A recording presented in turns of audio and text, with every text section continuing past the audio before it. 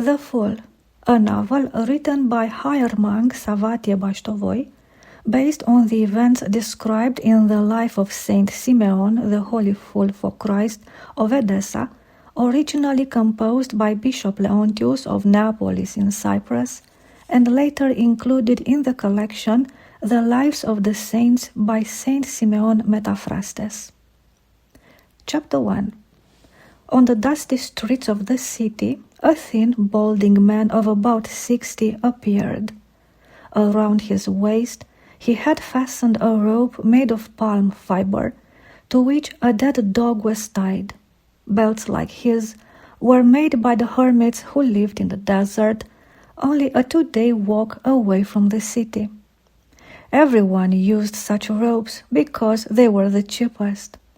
The monks had a habit of not haggling, and anyone could buy their goods for whatever price they wished. The old man who entered the city that morning had never been seen by anyone before, neither in the market where monks usually came to sell their wares, nor in the desert where more pious citizens would occasionally go to visit the hermits and receive their blessings. They knew all the holier monks, some of whom were even said to perform miracles, but no one had ever seen this one. Because of his odd appearance, people stepped aside as he passed. They turned their heads in bewilderment, holding their noses and shrugging their shoulders in confusion. The fool paid no attention to them, strutting proudly like an imperial horse bearing its master, conscious of its own dignity. "Attention, citizens of Emesa!" cried the monk from behind a group of distracted men and women who were languidly dragging their drums and tambourines toward the marketplace. "Citizens of Emesa, why do you not bow down before the emperor? Do you not see his imperial carriage? Oh, the emperor is bound, yet the world still worships him as before." "Hey!" the circus performers burst into laughter. "Isn't your emperor a bit too fragrant? Leave him and come with us, crazy monk. We'll teach you what to do, and you'll have plenty of bread and wine." "Behold, citizens of Emesa, I tell you, the emperor is bound, yet you continue to worship him." From around the corner a swarm of children emerged, shrieking and laughing, hurling stones and sticks at the newcomer, as people did during the games in the arena. "Hey, a crazy monk, a crazy monk! Come and see the crazy monk!" "Hey, you fool!" the circus performers laughed along with the children. "Don't you worship the emperor and his horse?" The street filled with clamor, joyful shouts, and bursts of laughter, and no one noticed that the one who had caused such merriment had disappeared. The old man darted between the houses, and, once assured that no one was following him, found a spot beside a wall and settled down. The welcome shade and the lingering coolness of the cobblestones, still chilled from the night air, eased the sting of the blows he had received. He felt as though he had just emerged from a scalding bath. The nights he had spent sleeping on the bare ground, and the harsh life to which he had grown accustomed in the desert, made him feel as though his body were no longer his own. He glanced at the dead dog, which, from striking against the cobblestones, had lost most of its fur. The foul odor it gave off now seemed unbearable. He drew out his pocket-knife and cut the rope from his waist, keeping only a length sufficient to serve as a belt. Then he rose and seated himself beside another wall. "Hey, fool!" The old man lifted his eyes, ready to flee. "Fool, don't be afraid. I won't harm you."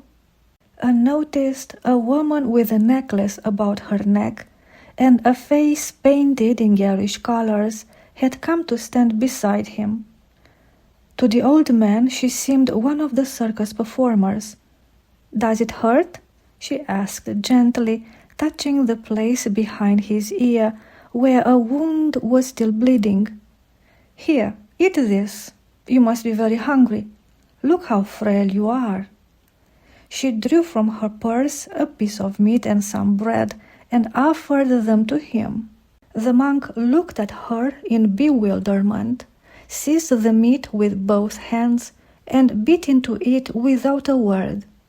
It had been 30 years since he had tasted meat. Indeed, he had not laid eyes on a woman in 30 years either. He took another bite and tucked the rest into his bosom. "Fool, where is your emperor?" the woman laughed, taking out a few figs and offering them to him. "That is not my emperor, but yours," the fool replied, taking the figs from her hand. "I have another emperor. My emperor has bound yours, yet you continue to worship him. Ha! Is your emperor a dog, fool?" "Worse," he replied. "Oh, fool, how is it that the authorities haven't caught you yet? With the jokes you make, I'm amazed your bald head is still upon your shoulders," she said. Without a word, the old man rose to his feet and ran off between the houses. Shortly thereafter he reappeared, dragging the dead dog behind him and shouting, "Your Majesty, the young lady says my head should be cut off for insolence. Tell her not to be afraid, for your time has passed, and now all will worship the great emperor who has bound you." He dropped the rope, skipped back to the woman, and settled again in his place. "You old man, let's get out of here. How can you bear this stench?" She stood up, and holding her nose with one hand and taking the old man by the arm with the other, led him away. As they moved down the alley, there suddenly arose a sound like galloping horses, and a dreadful roar that filled the narrow passage. "Simeon, why have you come here?" The woman froze in terror. "What was that?" she whispered, clutching the old man's arm. "Nothing," the monk replied, lifting his eyes with a faint expression of displeasure. Then turning around as if addressing someone unseen, he said in an irritated tone, "I bound you, accursed one, and command you never again to reveal who I am." When she came to herself, the woman found she was alone in the alley, unable to comprehend what had happened. She looked about for the fool, but he was nowhere to be seen. She stood motionless for a few moments. A few steps away, upon the pavement, she saw the dog torn in two. Only then did she become aware of the overpowering stench which seemed to rise even into the sky. Covering her nose, she hurried away in tears, trying to catch up with her troop, which had likely gone far ahead. The Fool, a novel written by higher monk Savatie Bastovoi, based on the events described in the life of Saint Simeon, the Holy Fool for Christ of Edessa, originally composed by Bishop Leontius of Neapolis in Cyprus, and later included in the collection The Lives of the Saints by Saint Simeon Metaphrastes. Chapter 2. The odd-looking stranger who had entered the city was a 59-year-old man, 30 of those years spent in the desert. He was of Syrian descent and came from the city of Edessa, born into a fairly wealthy family. Because of his harsh and solitary life in the wilderness, his beard had grown thin, and his hairline had receded far beyond the crown of his head, making him appear older than he truly was. Yet, when he looked at you with his innocent, glistening black eyes, eyes free of expectation, you sensed that he knew everything about you. That awareness stirred a strange feeling, as though you were encountering something wholly new and unfamiliar. His eyes did not merely rest upon you. They reflected you. They were so clear, so transparent, that they seemed like two openings through which you could see yourself. There was something else about him that felt out of place. His skin. It was stout and almost too smooth for a man of his age. The closer you drew to him, the more elusive he became. He seemed at once old and young, emanating a subtle, undefinable unease, while at the same time drawing you toward him without any apparent cause. In short, he was unlike anyone else. News of the full monk spread quickly. The city square, teeming with all kinds of people, from merchants and comedians to passing travelers and curious onlookers, seemed especially animated that morning. Word traveled from mouth to mouth that a monk had arrived who possessed mysterious powers, who could appear and vanish at will. Some claimed he could fly. Others swore he had split a dog in two with a single glance. The circus performers, who at that hour would normally be shouting and beating their drums, now sat in their usual place, listening intently to the dancer, around whom a crowd had gathered. She spoke with fervor about the strange apparition, describing his unusual hands and eyes, insisting that he exuded a fragrance like rare spices. From time to time she would lift her palm to her nose, inhale deeply, and exclaim, "Look, I can still smell it. Come and see for yourselves if you don't believe me." The woman stretched out her hand toward the faces of those gathered around her, inviting them to inhale the lingering scent. Her sweeping gestures were abruptly interrupted by the leader of the troupe, who announced that anyone wishing to hear more must first drop a coin into the troupe's purse. Some offended turned away, muttering that anyone could rub spices on their hands and claim to have touched a sorcerer, and that they had never heard such shameless nonsense.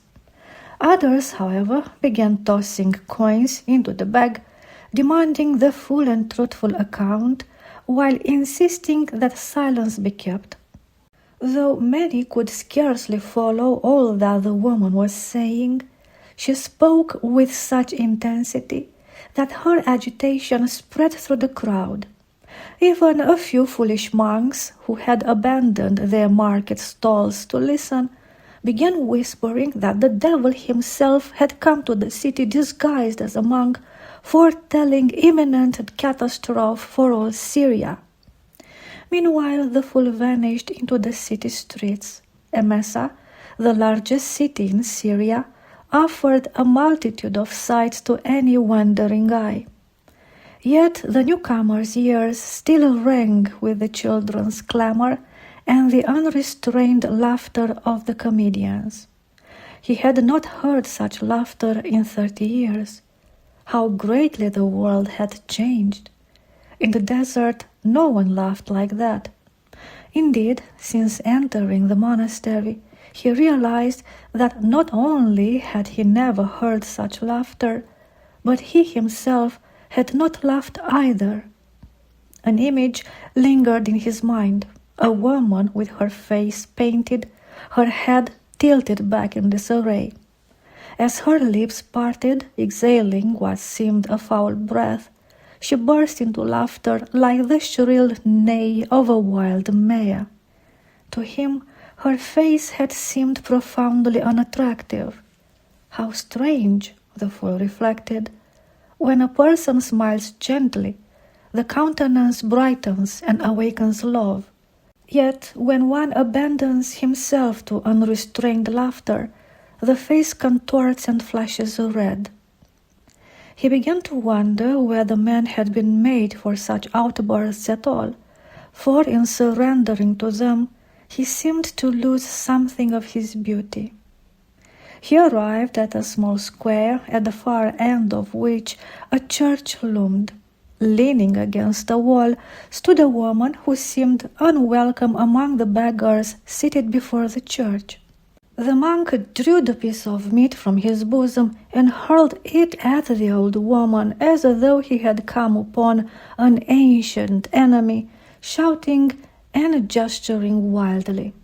She quickly snatched it up, chuckling with satisfaction, and hid it beneath her rags, fearful that the fool might change his mind and reclaim his offering. Meanwhile, the fool, rubbing his hands in triumph, began skipping toward the church. He alternated between kneeling and leaping as though riding a horse, babbling incessantly like an overexcited child. Chapter 3. He stopped in front of the church and intended to cross himself, but realizing that it no longer aligned with his new way of life, he entered instead. His heart leaped with great joy as the scent of incense rushed to his nostrils. In an instant he found himself once more in the lavra of the venerable Gerasimos of the Jordan, where he had entered 30 years earlier. Then the image of the church in Edessa came to his mind, followed by the face of a cantor who had been a close friend, and after that nothing else appeared. His mind was filled with a joy that seemed to envelop his entire being. He stopped behind a column, thanking God for having been deemed worthy to enter a church again.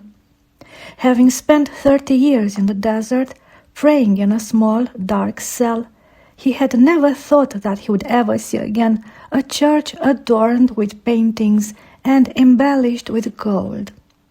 The lavra of the venerable Gerasimos had beautiful churches, but he had visited them only on a few occasions. He had been tonsured hastily, and within a week of the event, he departed into the desert with his friend John.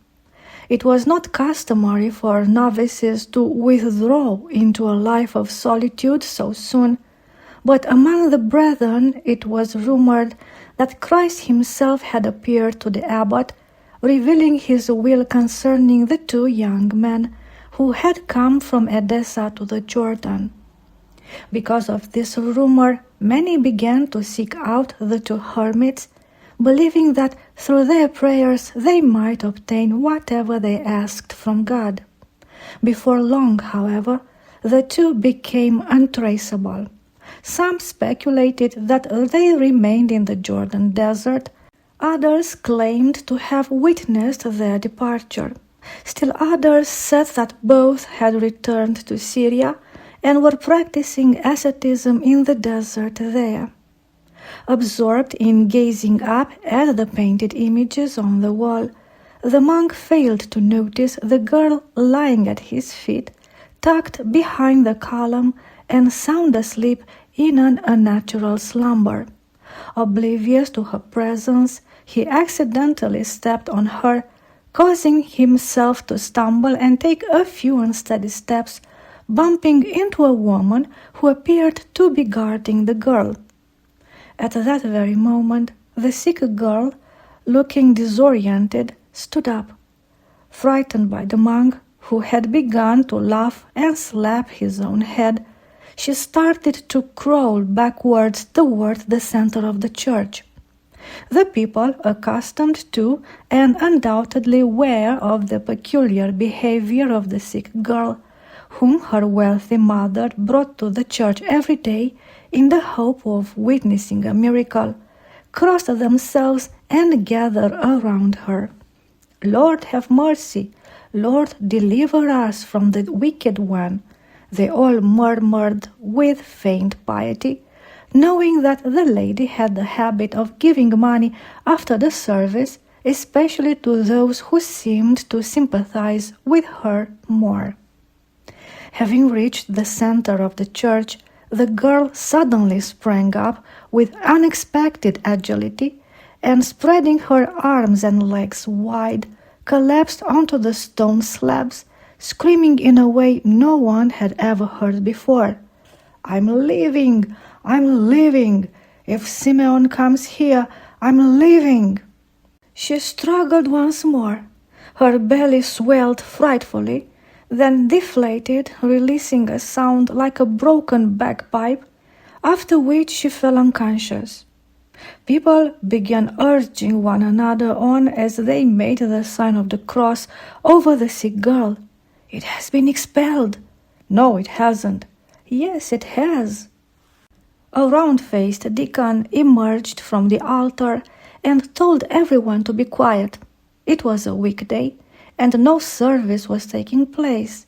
Yet people still came to pray, and especially to see whether any miracle might occur, since the girl's mother had promised a large sum of money to anyone who could drive the demon out of her daughter. The unconscious girl's face grew bright and flushed. "She is healed," exclaimed the deacon, crossing himself. "Praise be to God, who hears the prayers of his servants." A distinct satisfaction filled the deacon's face, as the effort to appear pious contended with the joy stirred by the thought of receiving such a large sum of money. As people began to leave the church, a murmur spread among them, and a certain discouragement was evident on their faces, like that of those who had lost a bet at a horse race. They knew they would receive no money until another possessed or wealthy sick person appeared. Two monks, who had been praying on their knees before the icon of the Most Holy Mother, also came out, looking downcast. One of them claimed that he was Simeon, and that it was clear that the devil had departed as a result of his prayers. He insisted that since his arrival a week earlier, when he had begun praying there, the girl had shown signs of improvement. Nevertheless, the monks refrained from sharing this with the deacon, fully aware that they would not receive a single coin from him, and that, moreover, it might bring them trouble if the matter were reported to the bishop. Everybody knew that the deacon was not the one who had performed the miracle. Yet neither could the two monks be regarded as holy, for they had often been seen praying for money without any improvement in the condition of the sick. The terrifying cry of the unclean spirit echoed in everyone's mind, "Simeon."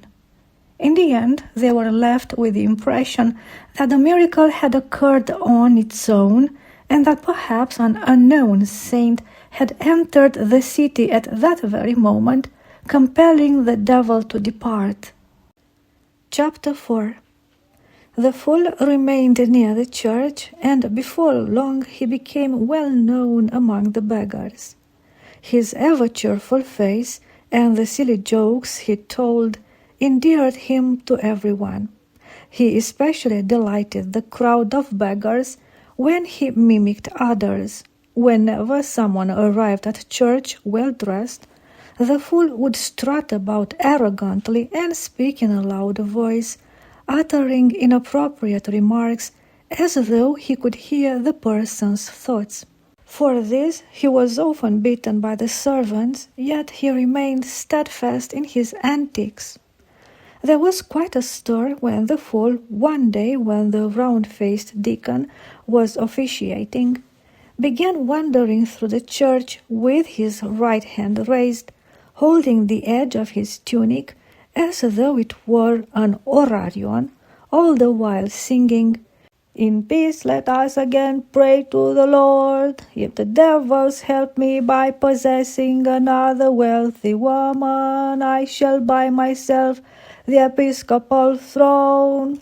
As a result of this jest, which quickly spread throughout the town and even found its way into the routines of circus performers at the market, the fool was no longer allowed to enter the church on days when the deacon was officiating.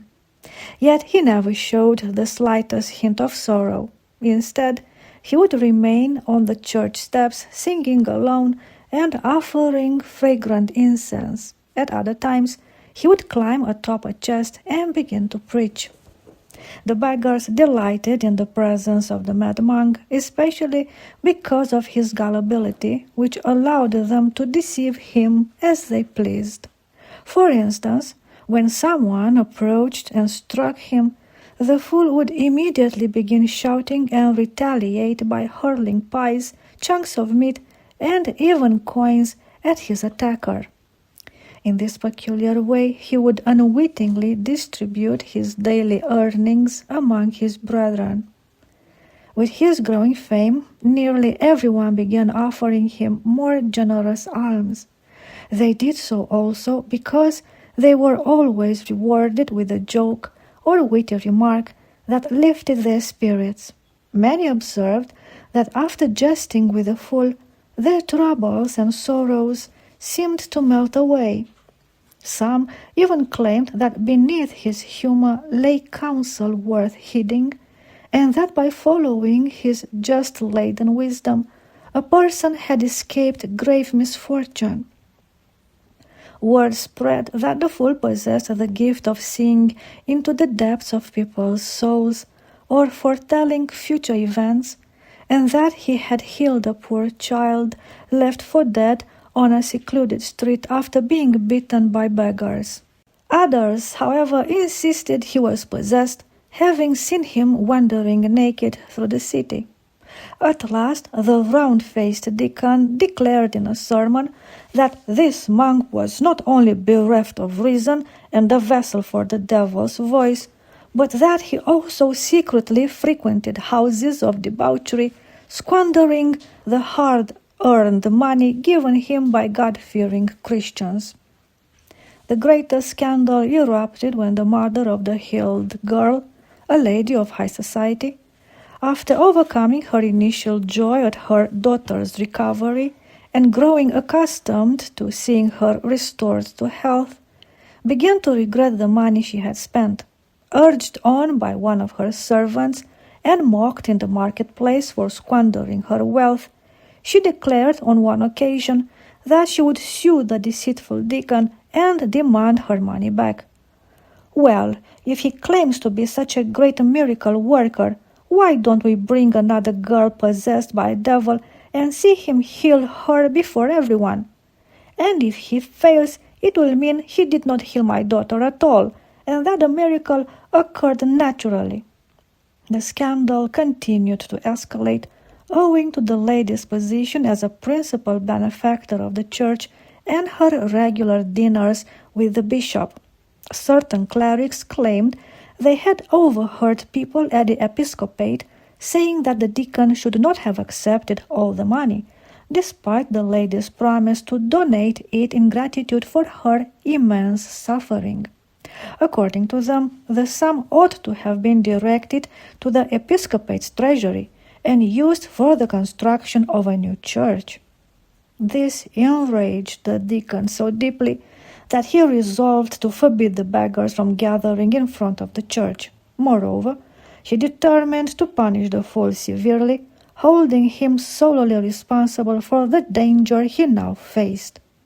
His anger flared all the more when he heard the rumor that the fool was a hermit credited with driving out the demon and performing countless other miracles throughout the city. Having gathered several witnesses, the most fervent among them being the dancer who had caused such an uproar with her tales, they proceeded to accuse the fool of practicing witchcraft. The deacon, together with several readers and cantors who had sided with him in hopes of financial reward, locked the fool in the church crypt, pretending to perform an exorcism to rid him of the evil spirit. When the devil stubbornly refused to depart, the deacon and the readers beat the unfortunate fool so severely that he was scarcely recognizable. Crossing themselves repeatedly and filling the chamber with incense, the deacon ordered all present to reveal nothing of what had occurred. Fearing that the fool might die within the church walls, they carried him to a secluded back street, intending to place the blame on the beggars should he succumb to his injuries. Chapter 5. When the fool woke, he found himself in a clean bed within a room with a high ceiling. A cold cloth covered his head down to his eyes like an awning, allowing him to see only a narrow strip of the rafters above. He tried to pull the cloth away, but a piercing pain forced a groan from his lips, a stark reminder of the savage beating he had received. He had endured many such trials before, but none as brutal as this. He had been certain he was dead, yet, to his astonishment, he lay in comfort, his wounds tended and bound. Unable to make sense of his surroundings, he decided he must be delirious. Surely he would die soon, and this phantom room would vanish. The door creaked open, admitting a man in his 40s. He was a striking figure, defined by a thick beard and large bony hands. Believing the man had come to collect his soul, the fool closed his eyes and waited for the end. Instead, he felt the man sink into the chair beside the bed, gently adjusting the cloth upon the invalid's brow. "How are you feeling?" the man asked in a clear and keen voice. "I ache all over." "You are fortunate to be alive." "Well, yes," the fool replied. "Where do you come from?" The fool hesitated briefly, then attempted to sit up, but was unsuccessful. "I come from nowhere." "What is this bed and this room? Who brought me here?" "I did." "I don't need any of this. I didn't ask to be brought here." "Father, do not trouble yourself with that now. You will stay here until you have recovered." The fool shifted, feigning a sharp agitation. "And who are you anyway?" "I am John, the bishop's deacon." The fool's expression changed instantly. His face beamed as he let out a humble sigh. "Oh, Father, am I truly worthy to be attended by a deacon?" "Should we not bear one another's burdens, thus fulfilling the law of Christ?" John asked. "If you do this for Christ, then you are truly a man of God." "I am a sinful man, Father." "Everyone has sins. Some choose to confess them, others simply hide them." "Father Simeon, why do you live like this?" "What do you mean?" the fool asked, his tone turning perplexed. "You pretend to be a worthless man, shunned by all. Yet I see a man of sound judgment who discerns matters of the spirit." I have no idea what you're talking about." "Father," John pleaded, "I adjure you by the name of the living God. Tell me where you come from and how you came to be this way." "Deacon of Christ, it is unwise to swear. Recall the one who cautioned against swearing by heaven or by earth." "I recall it well, but the burden of my curiosity has become unbearable. I yearn to know your story. For the sake of God's name, tell me. I promise to keep it secret until the day of your passing." "Truly, Father John, the silliest thing before God is to take pride in one's deeds or to find pleasure in the vainglory of men." "Then what should we do? Should we all become beggars and wear rags?" "No, clothes do not make the man. Do you think the Simeon lying in this bed is any different from the Simeon on the street?" "Then what has the power to change a man's heart, Father?" "Love does." The fool attempted to roll to one side, but fell back onto his pillow, moaning with pain. The deacon stepped out briefly and returned with a cup of warm milk. In the quiet stillness of the house, the old man contemplated how, were it not for the bed with fresh sheets and the high ceiling, he would have felt as if he were in his cell in the middle of the desert. Chapter 6. The fool remained in Deacon John's house until he had fully regained his health. The deacon was a kind and devout man who lived faithfully according to the teachings of the Bible. Though not born into the aristocracy, he had received some education and possessed a gentle manner and a powerful voice.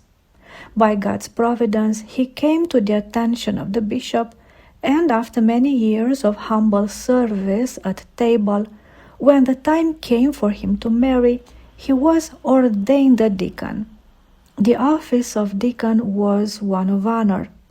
The deacon stood constantly in the bishop's presence and, when necessary, represented him before high officials and other bishops.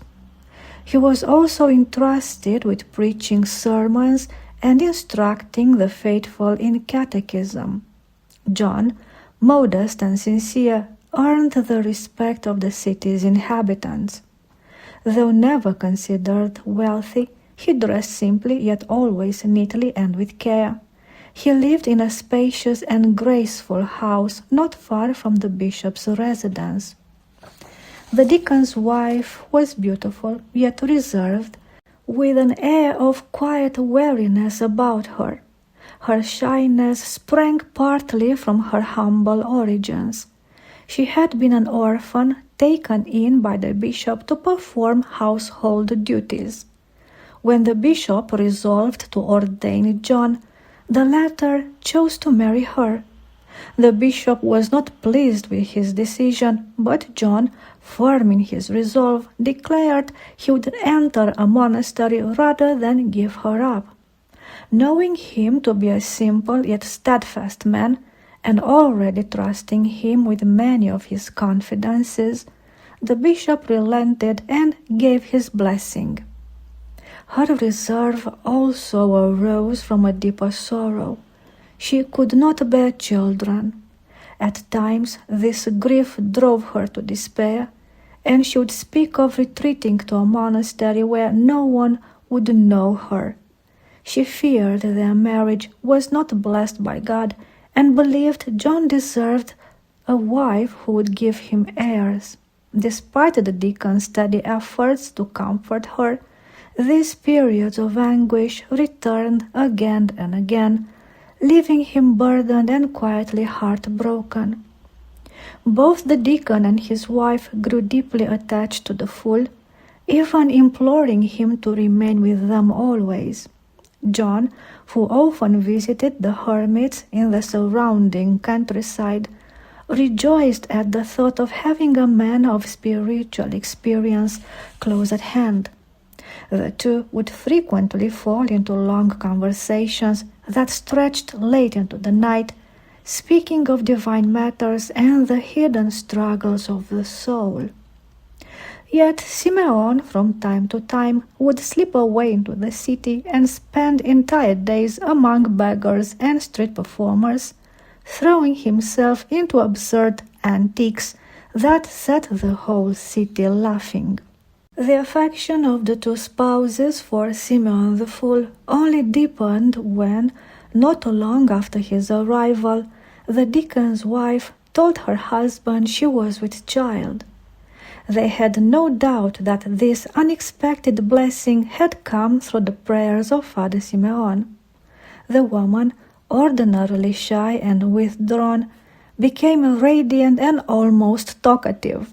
In church she spoke openly of what had happened, declaring that Simeon the Fool was a holy man who visited their home, and she attributed her pregnancy to his intercession.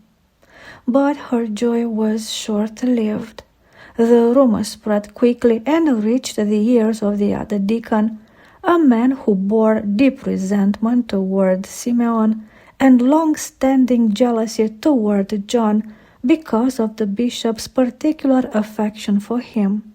In a tone of mockery, he remarked to the cantors that perhaps it was the fool who had made John's wife pregnant, since, so he claimed, everyone knew John was a eunuch and incapable of relations with a woman.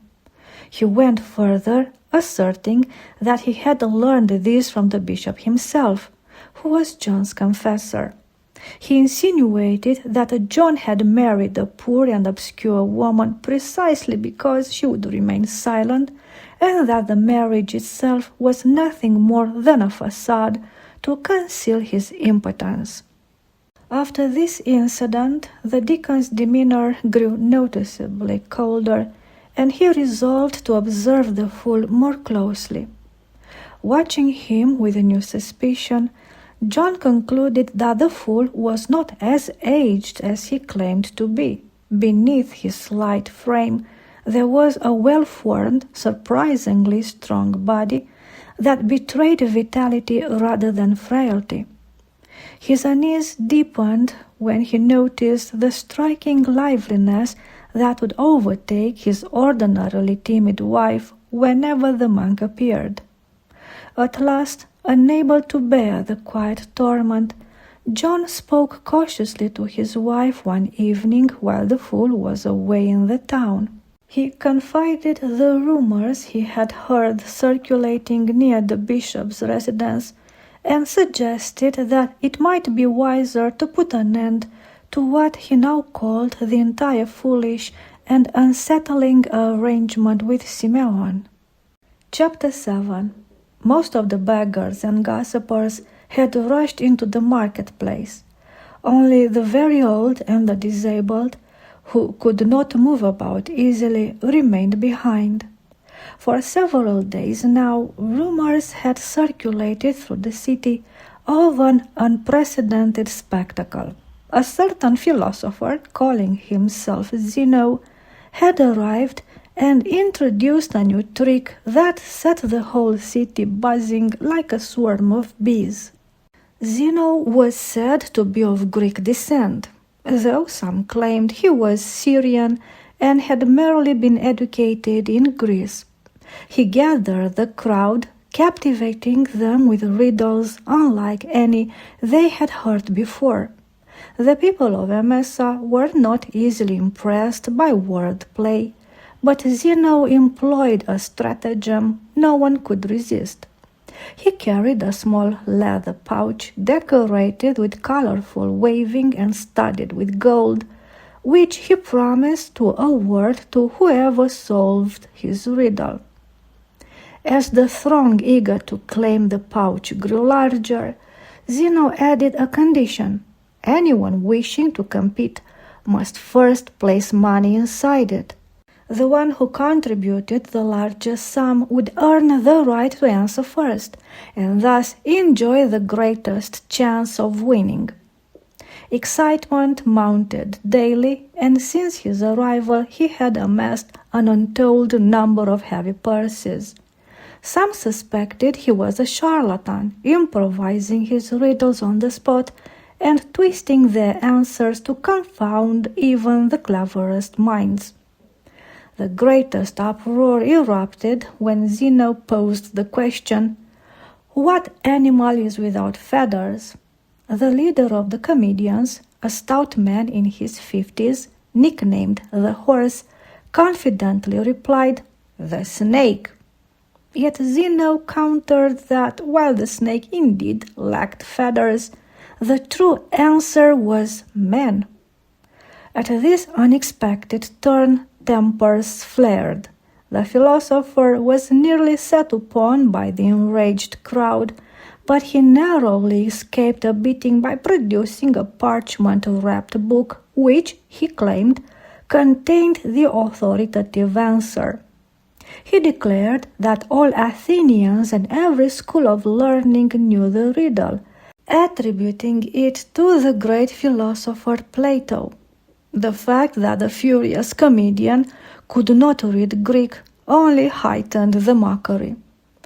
The incident ignited a fierce quarrel among the comedians themselves, for the Horse had wagered their entire day's earnings on the challenge, and all of it now lay in the philosopher's gleaming pouch.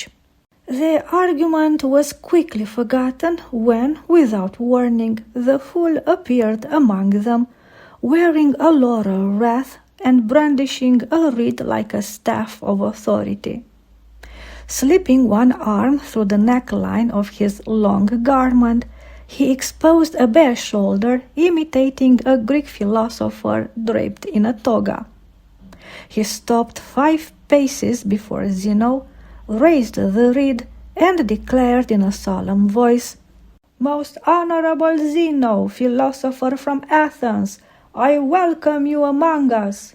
Simeon, the most distinguished philosopher of Emesa, greets you." He bowed deeply, and as he did so, his garment slipped, exposing part of his hip. He remained bent in that posture until the laughter subsided. "Words of your wisdom has reached me, philosopher Zeno," he continued. "Setting aside all my affairs, I have come to hear you and to cross swords with you in a bloodless duel of philosophy." The crowd burst out laughing again. Zeno, recognizing a fool when he saw one, kept his composure. Wishing to display his own wit, he lifted his arm in a matching gesture and replied in the same formal tone to the fool, who now looked at him over his shoulder with exaggerated pride. "I greet you as well, philosopher of Emesa," Zeno said with a smile. "Though I am tired and the day is nearly over, I will show you the generosity of my spirit. Behold this purse desired by all. If you can name the exact sum it contains, it shall be yours, along with every coin inside. But if you fail—" He paused, pretending to suppress laughter as he scanned the crowd. "And if you fail," he went on, "you will remove your philosopher's toga, and my servants will give you 100 strokes with the very reed you now hold." A few in the crowd laughed, but the sound quickly faded. A tense silence followed as all waited to see what would happen. The fool asked that the purse be placed on the ground and that everyone step back 2 paces. The crowd welcomed this precaution, suspecting Zeno might attempt another trick. The horse, now in better spirits and confident in the fool's supposed powers, pushed his way forward and announced that he would count the money. No one objected. All eyes turned to the fool, waiting for his answer. 213 copper coins, 82 silver coins, and 8 gold coins," the fool said at last. In the heavy silence that followed, the horse overturned the purse. As it struck the pavement, the coins clattered loudly like steel striking steel. Zeno instinctively moved to step closer, but the crowd's sharp shouts forced him to stop. He settled for craning his neck to see. All eyes were fixed on the comedian, ensuring he would not pocket a single coin.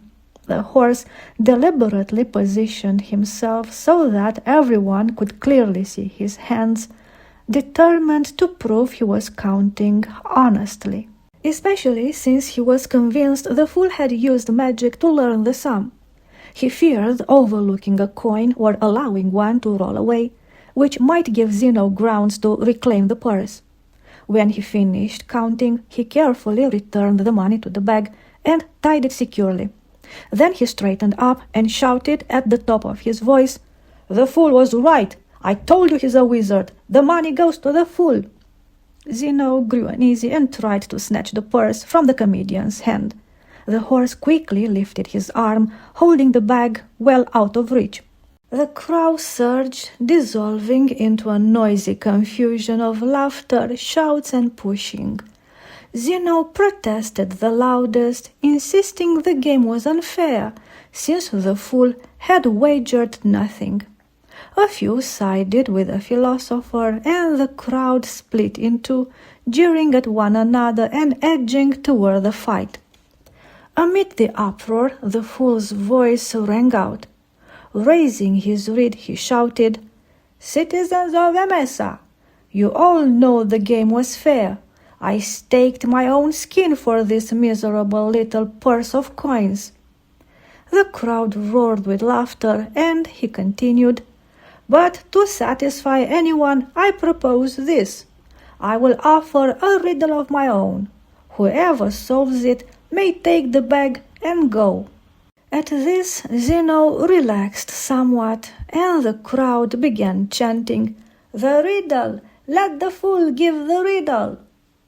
After asking the horse to set the purse on the ground and motioning for the crowd to step back, the fool climbed onto the bag of money.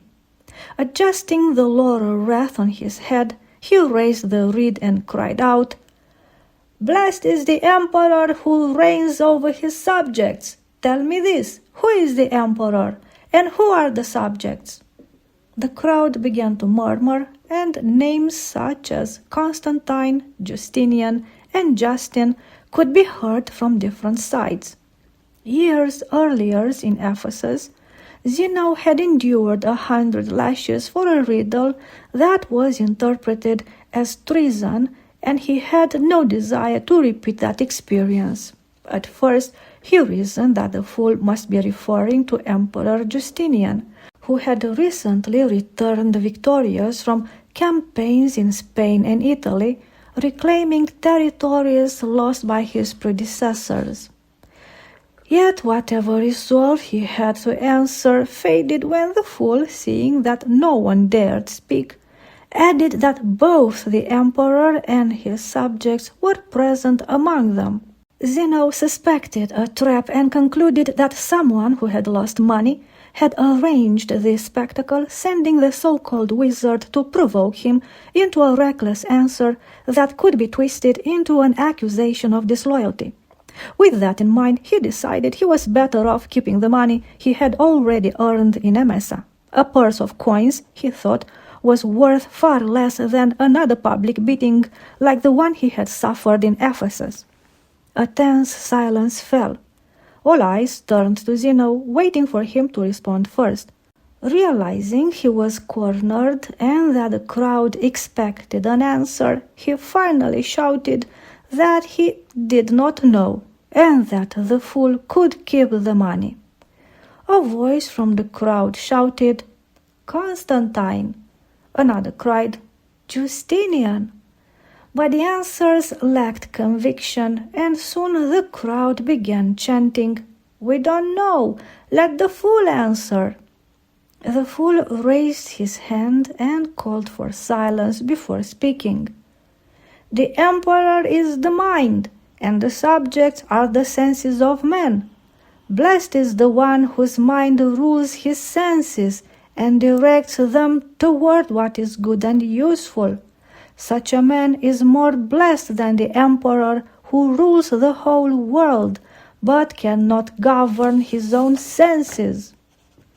For a moment there was silence. Then whispers spread through the crowd. Some shrugged, others looked at one another in surprise. A few praised the fool's wisdom, while others muttered that he had grown even more deranged, claiming it was not he who had spoken, but a demon using his voice to reveal hidden truths. Meanwhile, the fool had disappeared with the purse. Before long, the crowd broke apart, hurrying off to spread the story of what had taken place. Chapter 8. None rejoiced more at the fool's victory than the beggars.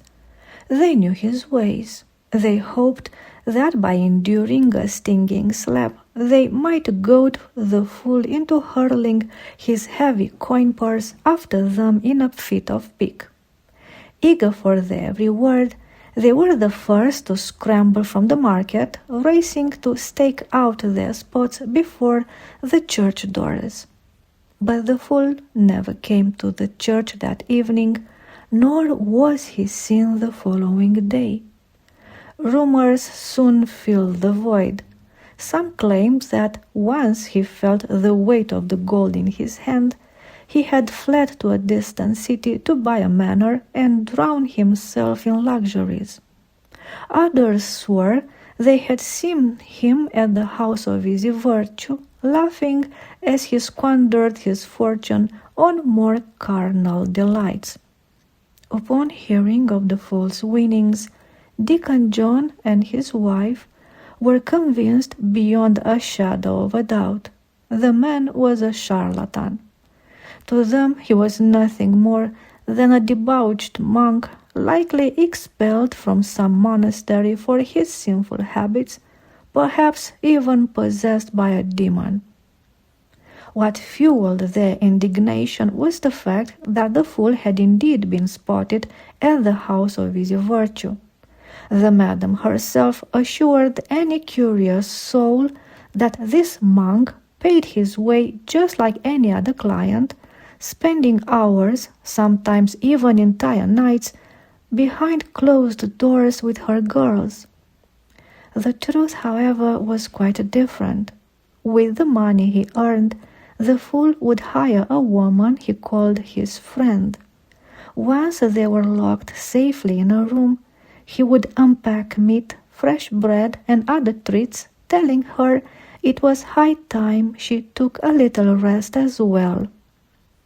He made the women laugh with his wild stories, and in turn they opened their hearts to him. They confessed things they dared not tell another living soul. For every person, as they say, carries a burden in their heart that cannot be revealed to just anyone. The mistress of the house of Easy Virtue began to complain. Ever since the fool had started visiting, her business had taken a turn for the worse. Two of her most sought-after girls, the very ones who brought in the bulk of her gold, had vanished one after the other. Rumors even suggested they had left that life behind to marry. On one occasion, the madam declared openly that she would rather never touch the fool's cursed coins again. She was convinced that if he kept coming, she would soon have no girls left at all. It was within those same shadowed walls that the fool heard the latest whispers of the town. The news was grim. Following the scandal of the money bag and the clash with the philosopher, the horse had snapped. In a fit of rage, he turned on his own troupe, blaming the dancer for the fool's misfortune. He accused her of testifying against the fool to Deacon Anastasios, which led to the fool's brutal beating. In the heat of the argument, the horse had drawn a knife and struck her in the abdomen, nearly taking her life. According to the horse, ever since that woman had betrayed the fool, a dark cloud had hung over the troupe. Their luck had vanished, their pockets were empty, and nothing had gone right for them since the day the fool miraculously survived. Seized with fear, the dancer had fled the city, seeking refuge in the derelict stables on the outskirts. But the blade had bitten deep.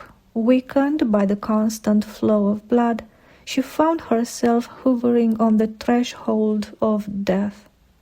When the rumors reached the beggars, they descended upon her like jackals drawn to a carcass, stalking the shadows of the stable to satisfy their most wretched desires. For the first 2 days, the woman fought them off, her voice trembling as she threatened to have the horse slaughter them all. But as her strength waned and her meager food ran out, her resistance crumbled.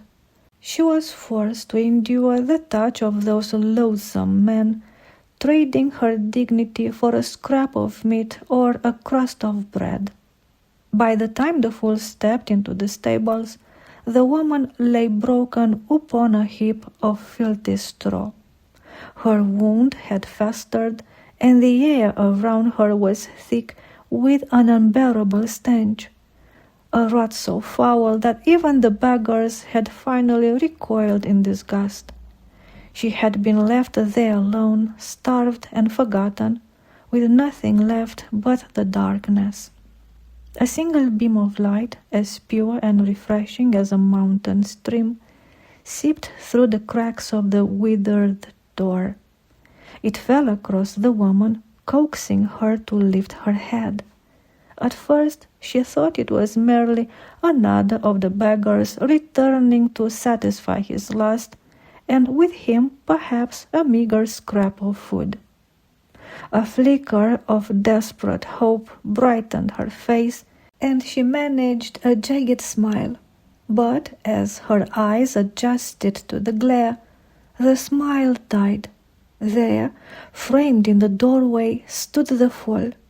He was unmistakable, his silhouette towering over the stature of any common beggar. Summoning the last of her strength, the woman dragged herself upright, huddling against the cold stones of the wall. An involuntary groan of agony escaped her lips as the movement tore at her festering wound. "Are you here for the same reason as the rest?" she rasped, her voice cracking with disbelief. "Or have you come to finish the job, fool? Yes, I see you, you damned sorcerer. You've come to kill me because I betrayed you to Anastasios, haven't you?" The fool stepped silently into the shadows and sat beside her. He drew a clean bundle from his bosom, and suddenly the stale air of the stable was filled with the rich, warm scent of roasted meat and cheese. The woman broke into loud, jagged sobs. She threw herself toward the food, devouring it with a desperate haste, her tears mingling with sudden peals of laughter. She ate and laughed all at once. "Fool," she chuckled through a mouthful of bread, "do you want to sleep with me too?" "Eat now," the fool said softly, adjusting the cloth napkin he had spread over the pile of straw. "Fool," she laughed again, "Aphrodite told me you'd been to see her, but I didn't believe her. Oh, fool, you should know that I am sick. You must treat me gently. Look." With a sudden, jarring movement, she hitched up her dress to reveal the injury. The wound itself was not large, but because of neglect, it had festered and swelled. As she moved, a thin trail of pus oozed down her hip. "Who did this to you?" the fool asked, his voice steady, as if seeking to anchor the wilder rumors of the town to this grim reality. "The horse. He said I was his curse, that he lost the money because of me.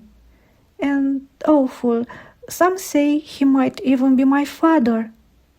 "How could that be?" "My mother swore it was so, but he denies it to everyone. He says no one can know for sure, because my mother brought in so much coin in her day.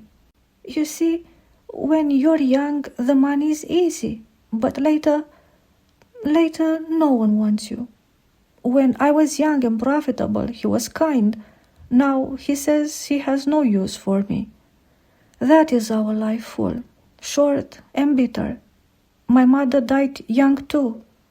"How old are you?" the fool asked. Until that moment he had seemed almost distant, but now his attention was sharp. The woman stopped eating. She stared at him, her eyes wide and vacant, as if searching for a memory that had drifted out of reach. "Well," she whispered finally, "I am 32. The fool glanced at the woman's face and realized for the first time how young she was. With the makeup smudged on her eyes and cheeks, her pale, painted face appeared beautiful and startlingly pristine. "You know, fool, my name isn't Venus.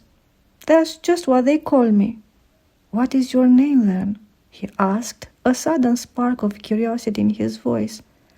"My name is Calliope. Calliope. It's beautiful, isn't it?"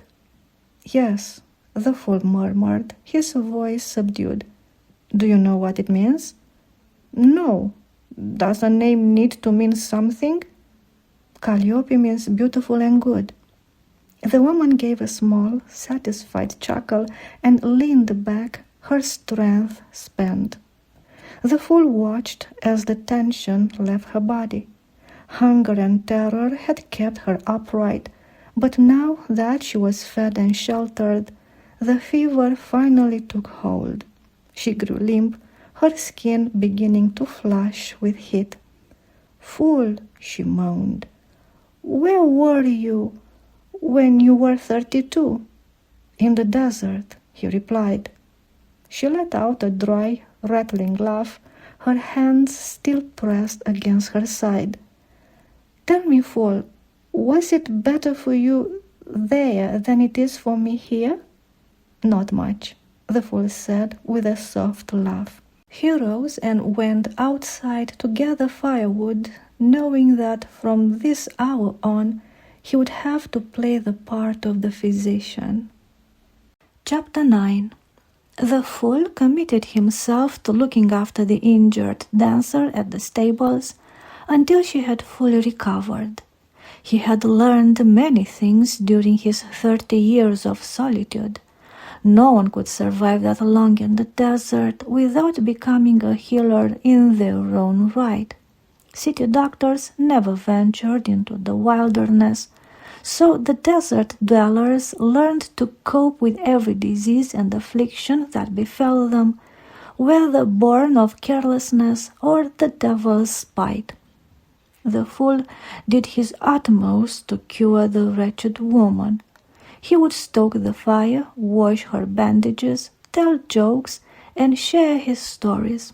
At times he would vanish into the city, only to return with fresh food and medicine, leaving her to marvel at his boundless energy.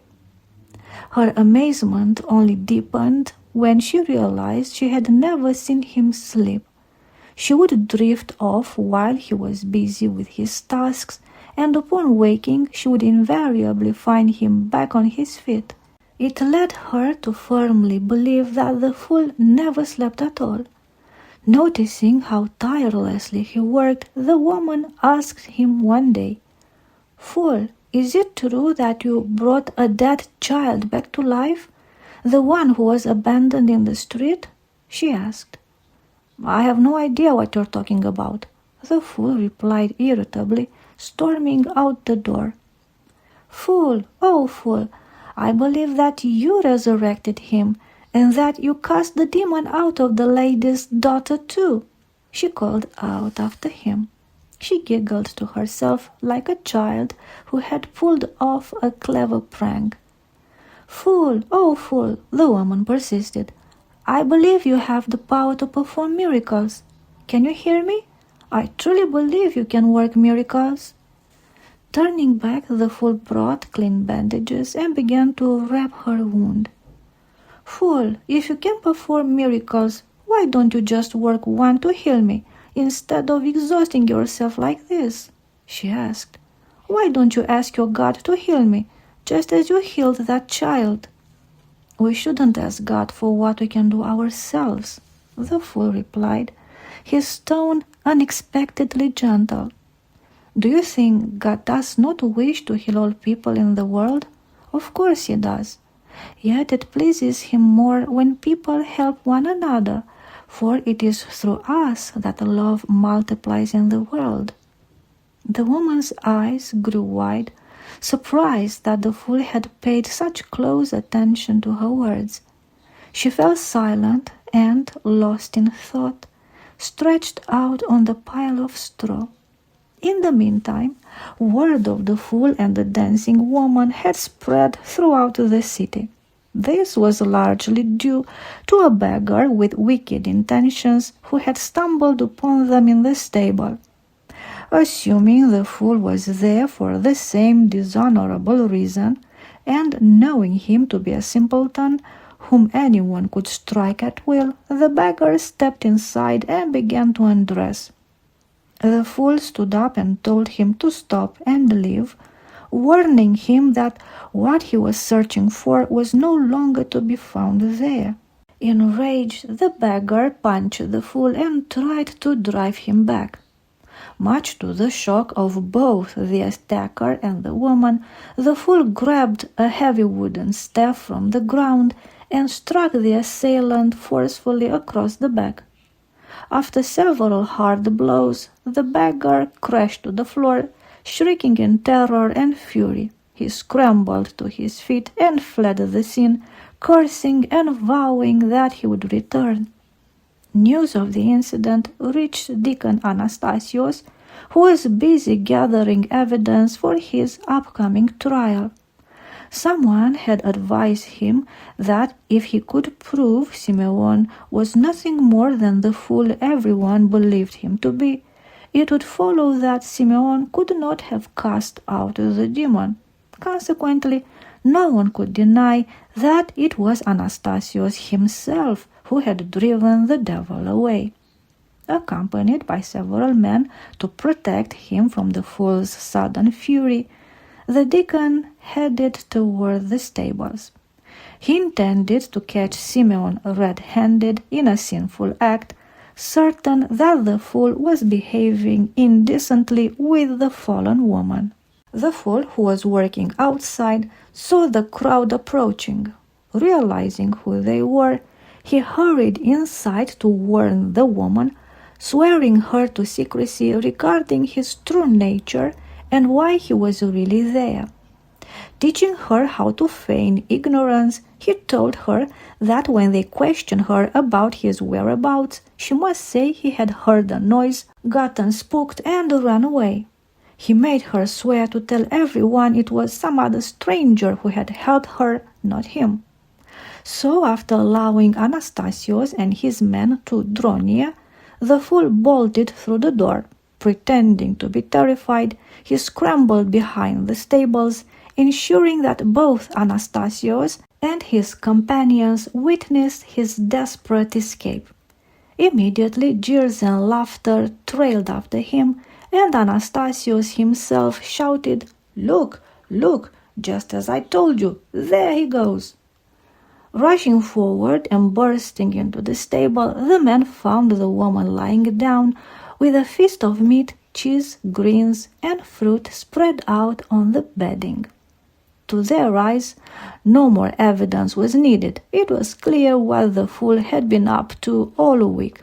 Anastasios stood confidently over the woman and asked, his voice booming for all to hear, "Woman, tell us what that monk has been doing here to make him run off like a coward." "He's been doing what any man does when he pays for a woman, father." "Or are you unaware of what men do with us?" The dancer laughed, playing the part of a depraved sinner to perfection. "When he heard you coming, he panicked and fled, making me swear not to tell anyone it was him, but to blame it on some other stranger."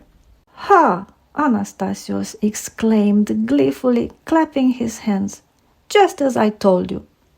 They all exited the stable together, laughing and rejoicing, now fully convinced that the fool was nothing more than a wicked, immoral debauchee. The Fool, a novel written by higher monk Savatie Bastovoi, based on the events described in the life of Saint Simeon, the Holy Fool for Christ of Edessa, originally composed by Bishop Leontius of Neapolis in Cyprus, and later included in the collection The Lives of the Saints by Saint Simeon Metaphrastes. Chapter 10. The fool came to a halt and sank onto a rock, his chest heaving. He had reached an age when his body could no longer endure long runs, and the midday sun beat down mercilessly after his sprint. From his perch, he watched Anastasios and his companions depart. He pondered the futility of this life and the restless thrashing of mankind upon the earth. What was the point of all Anastasios' striving? It had all proven to be a web of deceitful fabrications. Such was the nature of man, toiling for things that bore no fruit. Life in the city felt heavy and suffocating, while his humble desert cell now seemed beautiful and flooded with light. Was man created to live in the desert? Of course not.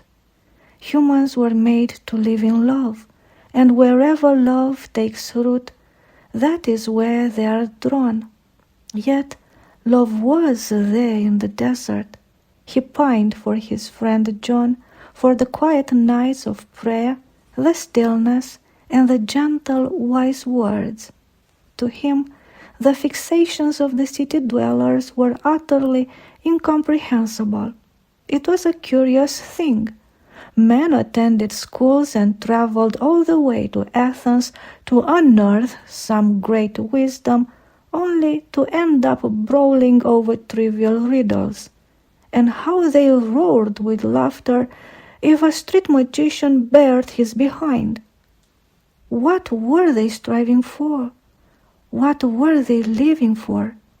Thoughts of poor Calliope filled his heart with a bittersweet ache tinged with hope. In that moment, he felt certain that of all the people he had met in this crowded city, she was the one who stood closest to God. When he returned, Calliope was standing in the doorway of the stable. She was waiting for him like an impatient child eager to see a loved one. With her wound starting to heal, she had become joyful and refreshed, finding amusement in Anastasio's naive determination to oppose the fool. "Fool," she asked the old man who sat gloomily in the shade of the stable roof, "why do you pretend to be foolish with everyone, but not with me?" The monk lifted his eyes, taken aback by her question. "Because with you there is no need for me to pretend," he answered at last. "What? But is there such a great need with the others?" "No, but you cannot show your true self to everyone." "But why, fool?" "Because people are different, and in the end you are still seen as a fool anyway." "Fool, you enjoy helping people, don't you?" "You do. I've seen it myself. If you could, you would help everyone. But you can't, because you're not allowed to, because they think you are a fool, and fools aren't allowed to help anyone." The fool let out a laugh, his eyes glistening with moisture. "Indeed," Calliope went on, "and if you helped everyone like that, I believe everyone would love you, just like I do. Everyone loves those who help them. You would be the most beloved person in this city. No, in the entire world. Then everyone would come to you, and I would be proud to be the friend of the most beloved person in the world." "Hold on, Calliope," the old man interrupted, chuckling. "Do you truly understand what it means to be loved by the world?" The woman shrugged in surprise. "It is not good for a monk to be loved by people." "Why is that?" "Because people love you first, and then they make you into an idol. They make you into a saint." "And isn't it good to be a saint?" "It is indeed good to be a saint," the old man said gently. "But it is God who makes a saint, not the world.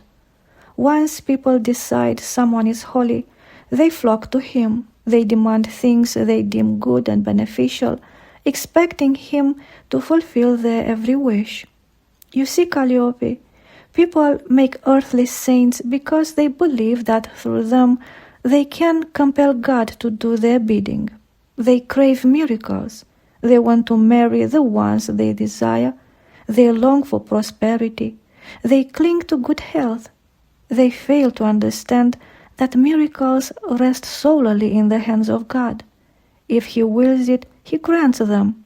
If he does not, he withholds them. It cannot be forced. When people do not get what they want, they become bitter. They grow dissatisfied, and eventually they turn and hate you. This worldly canonization becomes an endless source of grief, noise, and frustration, empty of any spiritual fruit. God alone knows what must be done in this world. He does not rely on our petty instructions to carry out his works.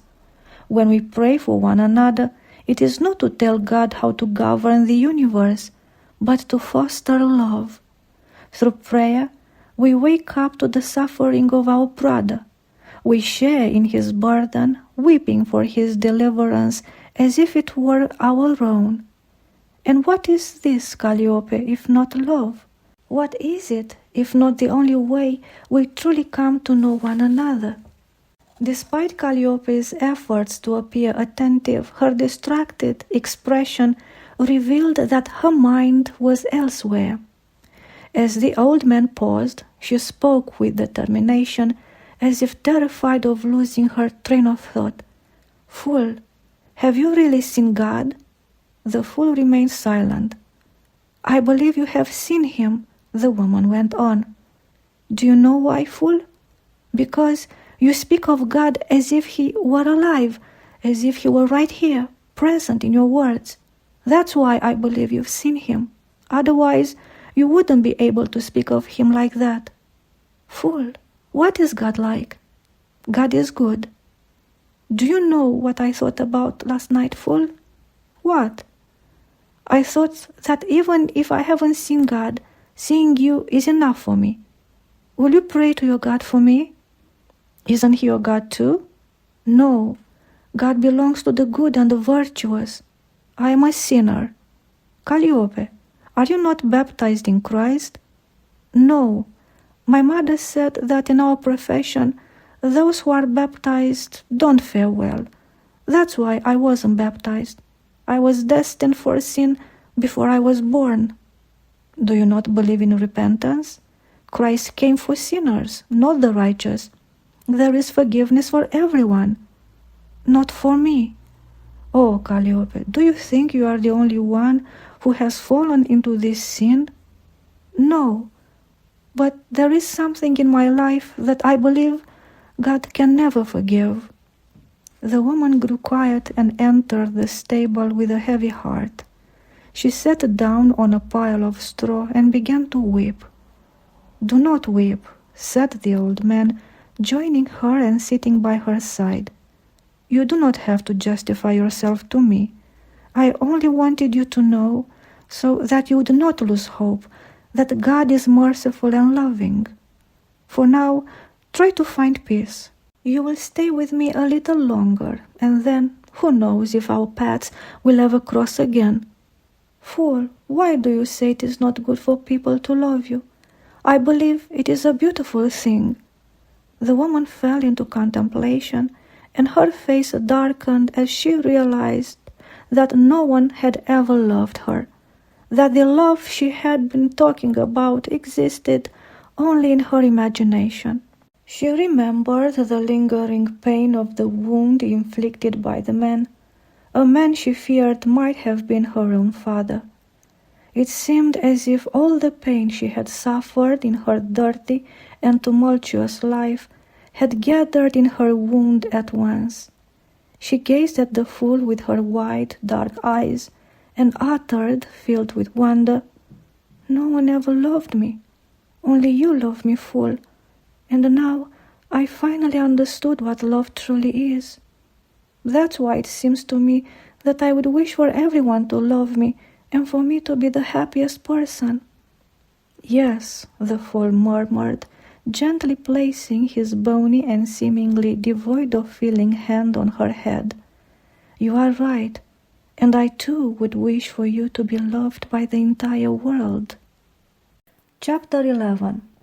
The bishop dined with notable guests both yesterday and today. A certain deacon named Palladius, a learned man of noble descent, arrived in the city accompanied by 2 other monks who, judging by their appearance, seemed to be distinguished men in their homeland. Palladius was from Syria, but his Greek education and insatiable thirst for knowledge led him to travel widely. In time, having attained true wisdom, he embraced the monastic life in the Lavra of the Venerable Gerasimos, receiving the monastic habit from the hands of Abbot Nikon, 10 years after the monks John and Simeon of Edessa had visited the monastery.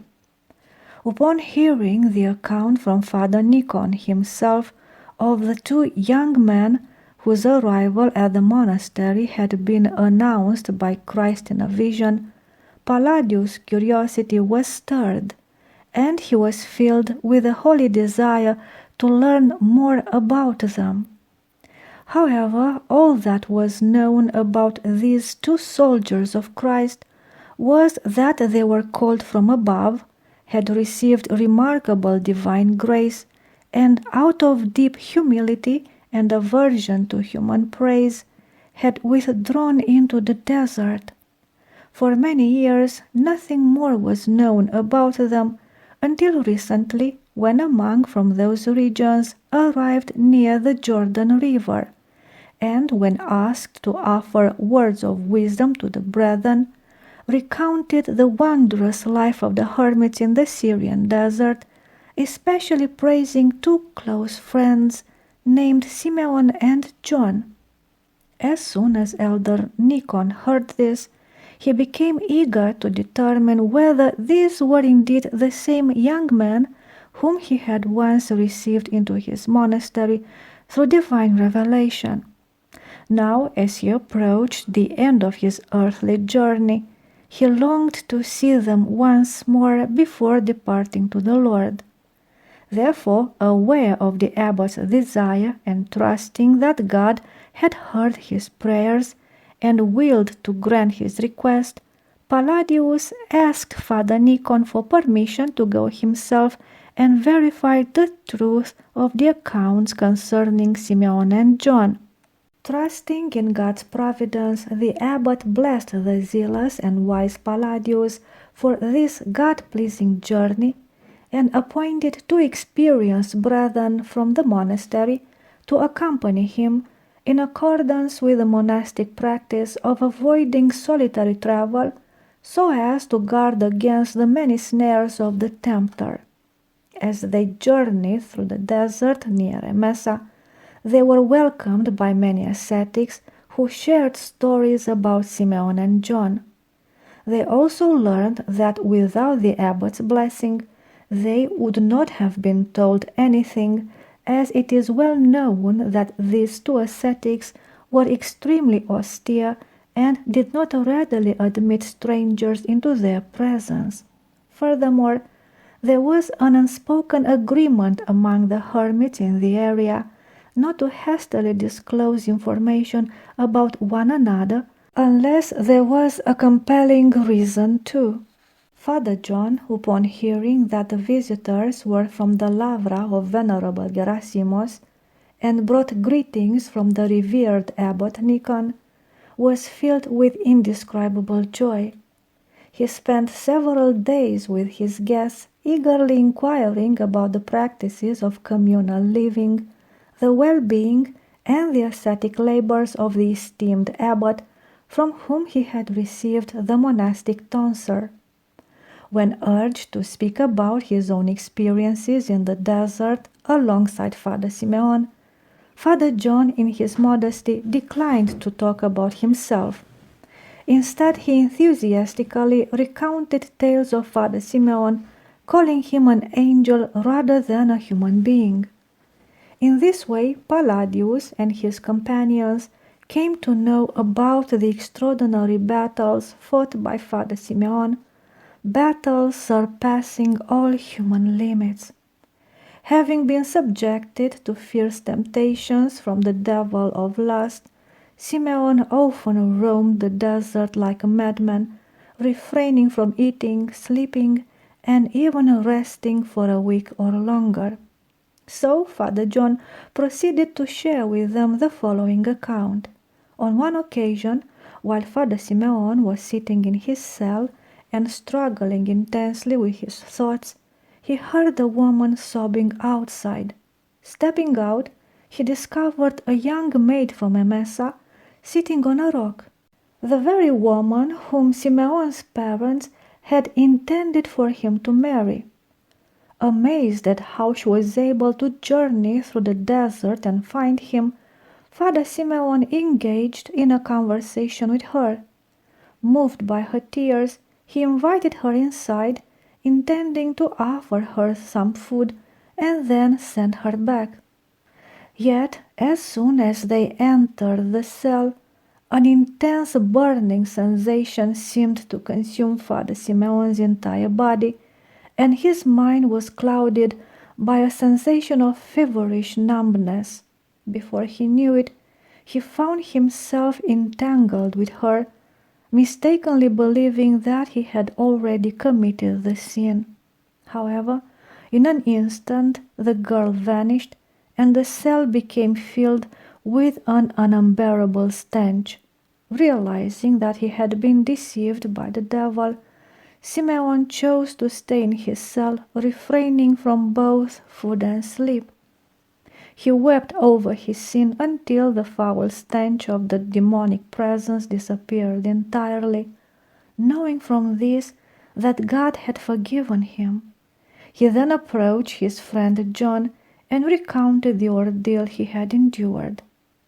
As Father John shared astonishing details about Father Simeon, he also revealed that the level of spiritual elevation attained by Simeon far exceeded what could be perceived based on his outward actions alone. Father John proceeded to recount the deep longing that Simeon had carried since his youth for the entire world, and his profound yet incomprehensible love for all of humanity. Simeon's passionate longing for mankind often teetered on the edge of madness, leaving John bewildered by his words. Simeon believed that God's work extended to every person, and that he often sought the hearts of the harlots in the marketplace rather than those of solitary hermits. John's bewilderment surpassed all bounds when, one day, Simeon approached him and revealed his intention to depart for the city to save others, stating that in the desert he could only save himself. John knew the intensity with which Simeon had always sought solitude, fleeing and hiding himself to extinguish the fire of his own passions, despite the fervent love in his heart for the world. Aware of the struggles Simeon faced in his own flesh, John concluded that his friend had been deceived by the devil. He dreaded that, in his old age, Simeon would lose the reward for his tireless labors. Father John made numerous attempts to dissuade him, arguing that it was unheard of for a hermit to venture into the city to save people, and that this could be a cunning trap of the devil to lead him to sin. Nevertheless, Simeon bid his farewell and embarked on his mission, determined to accomplish what he had set his mind to. After a while, hearing rumors that Simeon had lost his mind and was engaging with harlots and drunkards, Father John was deeply saddened. He turned to prayer, pleading for mercy and hoping for the repentance and return of his friend. While he was in deep distress and praying in his cell, Father John slipped into a light sleep and saw, as it were, Father Simeon seated on an ornate chair. He was surrounded by dancing women, jesters, and people of all sorts, who attempted to push him off the chair, but they were unable to do so. Surprised by what he saw, Father John asked, "Father Simeon, doesn't your mind get harmed by all of this?" Father Simeon replied, "Indeed, Brother John, just as a piece of wood is surrounded by other pieces of wood, so is my body among them.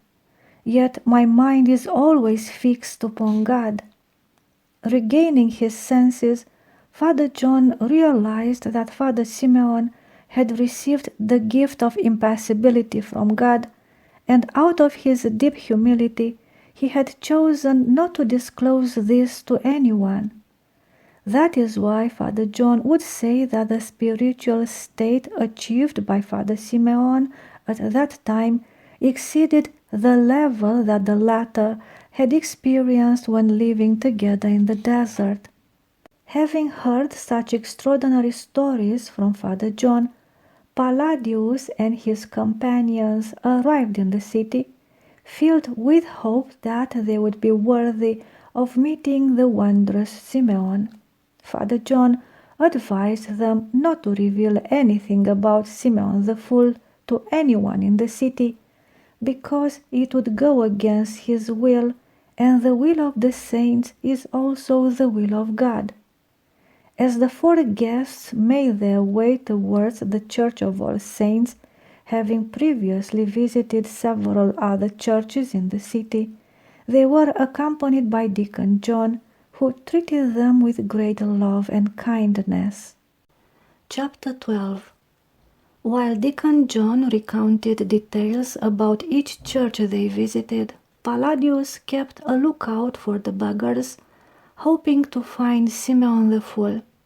Having already visited 3 churches in the city without finding him, Palladius decided to ask one of the beggars if they had seen the fool and knew how to locate him.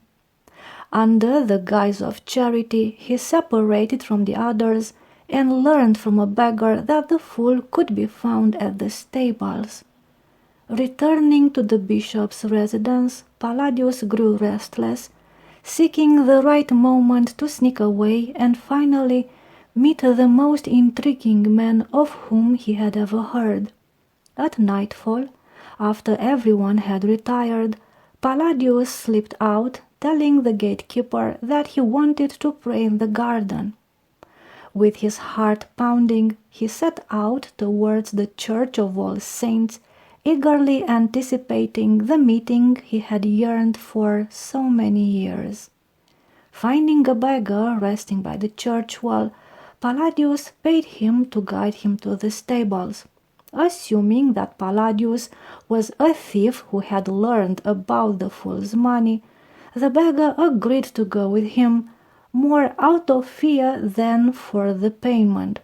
He hurriedly led the way, anxious to escape the perceived trouble he believed he had stumbled into.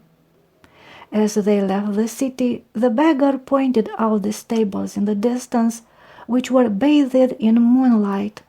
Telling the beggar that he could manage on his own from there, the stranger released his guide, who swiftly sprinted off, relieved to have escaped with his life.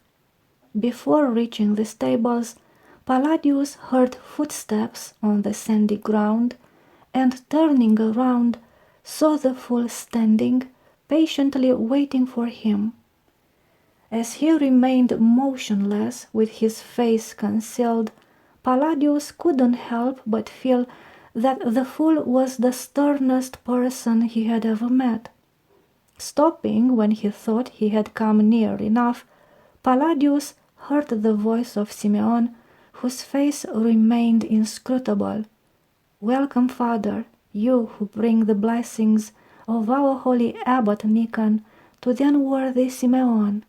Thinking that one of the beggars had arrived earlier and informed the fool of their presence in the city, the deacon bowed. Seeking mutual blessings, the 2 men embraced and kissed each other. Seeing him up close, the deacon was able to distinguish Father Simeon's face, and his initial impression vanished. Feeling an overwhelming sense of warmth and closeness, he wished he could rest his head on the old man's shoulder, but he realized that it would have seemed inappropriate. The scent of spices and incense emanating from the old man led Palladius to believe that Simeon had recently prayed. Then, slowly making their way towards the stables, they each began asking about the things they were so eager to hear. Simeon about Father Nikon and communal living, and Palladius about the various temptations and battles he was still facing. Seizing a fitting moment, Palladius decided to ask the question that weighed heavily on his mind. Father Simeon, why have you done this? What? Simeon asked, puzzled. You pretend to be a fool and subject yourself to the mockery of the worldly, even after experiencing God's grace and being bestowed with His gifts. Well, Father, there is a time for everything. There is a time to gather stones and a time to scatter them. There is a time to embrace and a time to refrain from embracing. There is a time for war and a time for peace. Father Simeon, what do these words of Ecclesiastes mean? I have read them many times, but I have never fully understood them. God has done all things good, Father Palladius, and has revealed to us the path to reach Him. Man's entire life is an endless struggle. He gathers without knowing why, for ultimately nothing remains with him. All the riches, wisdom, and glory of this world that man accumulates begin to seem like useless stones to the one who attains true knowledge. The glory of this world, the wise man calls them stones, for both riches and human wisdom are acquired through effort and weariness, just like carrying stones. Yet those who have understood the futility of human efforts come to despise and scatter them. And what could be more useless than a heap of scattered stones that everyone stumbles upon?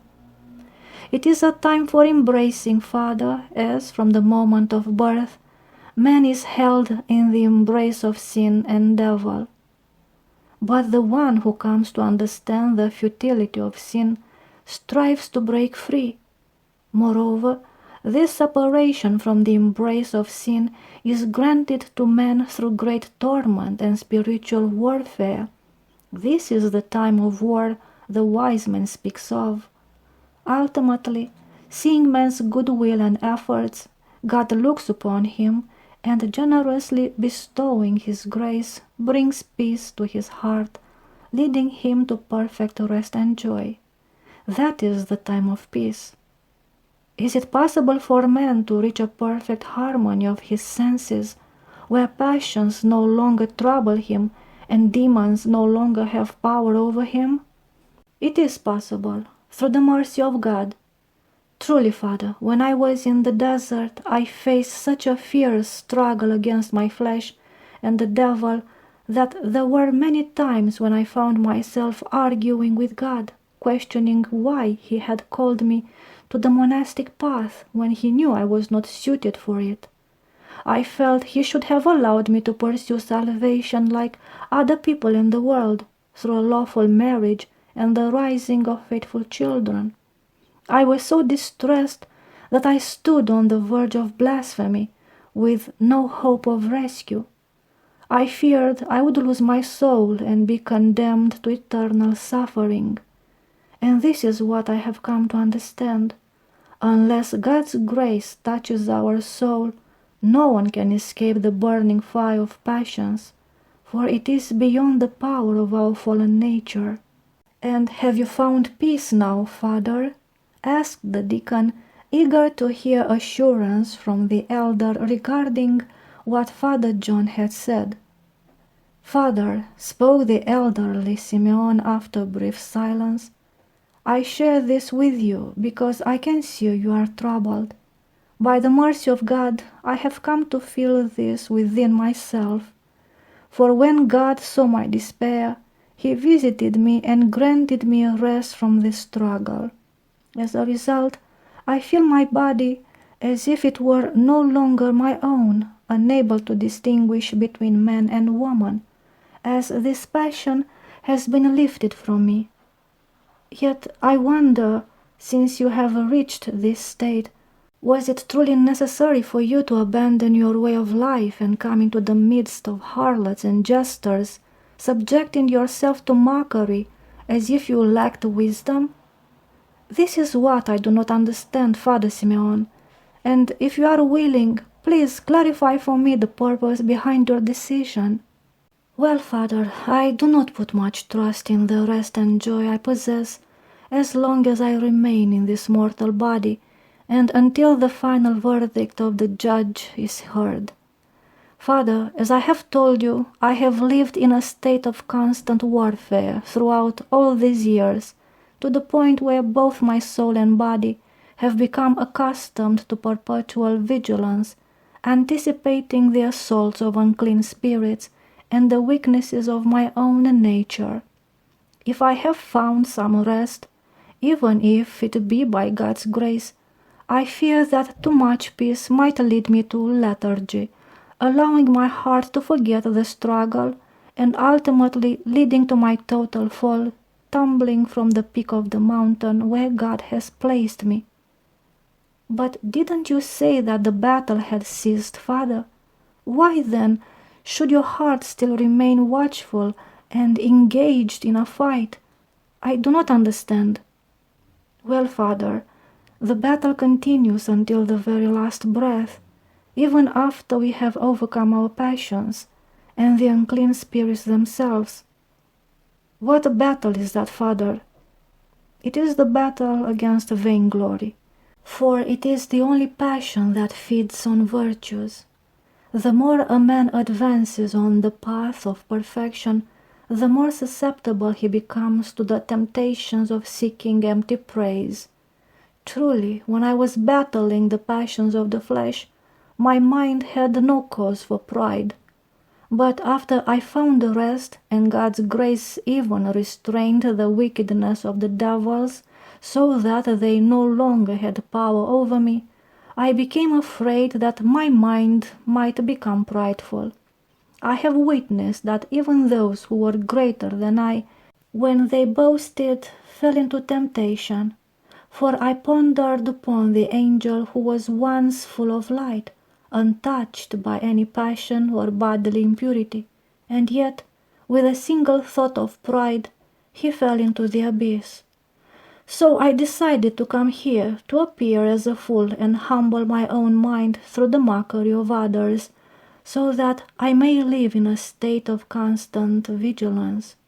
Indeed, I find a reason for humility in all of this, for while the demons tremble in the face of God's grace and do not dare to approach me, there are always people who neither fear nor hesitate to mock me, or even beat me, thereby bringing much spiritual benefit to my soul.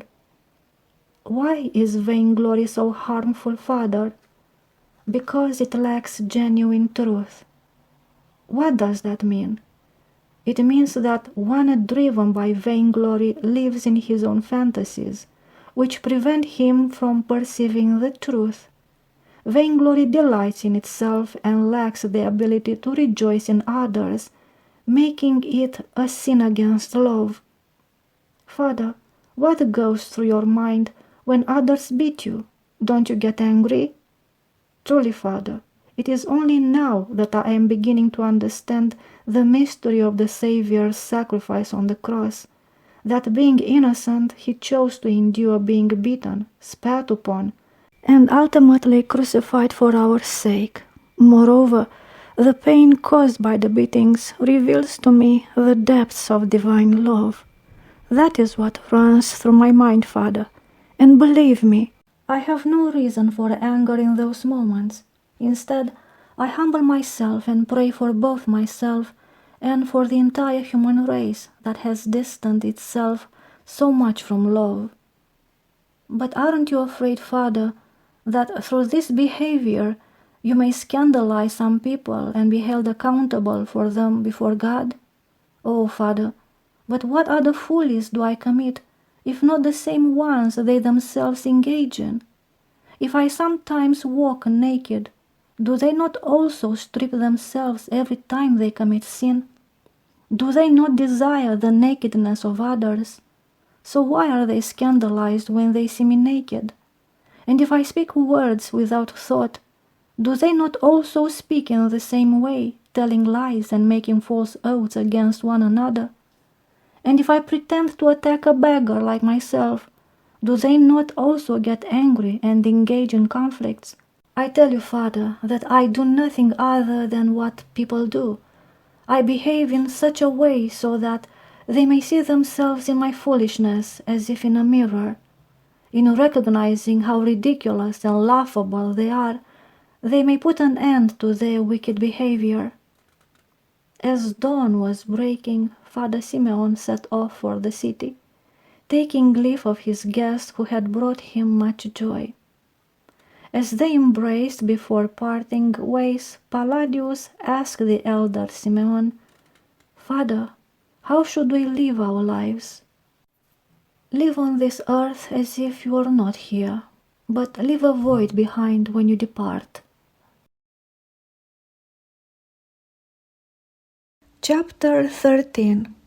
The fool returned to the stables before daybreak. Hearing whispers, he drew near the door and peered inside. In the middle of the room, Calliope was on her knees, lifting her hands and uttering indistinct supplications before bowing her head to the ground, just as Father Simeon had taught her. People are so beautiful when they pray, the old man thought. He smiled, remembering his first day in the monastery at Jordan, when he had told John that those doing prostrations resemble children.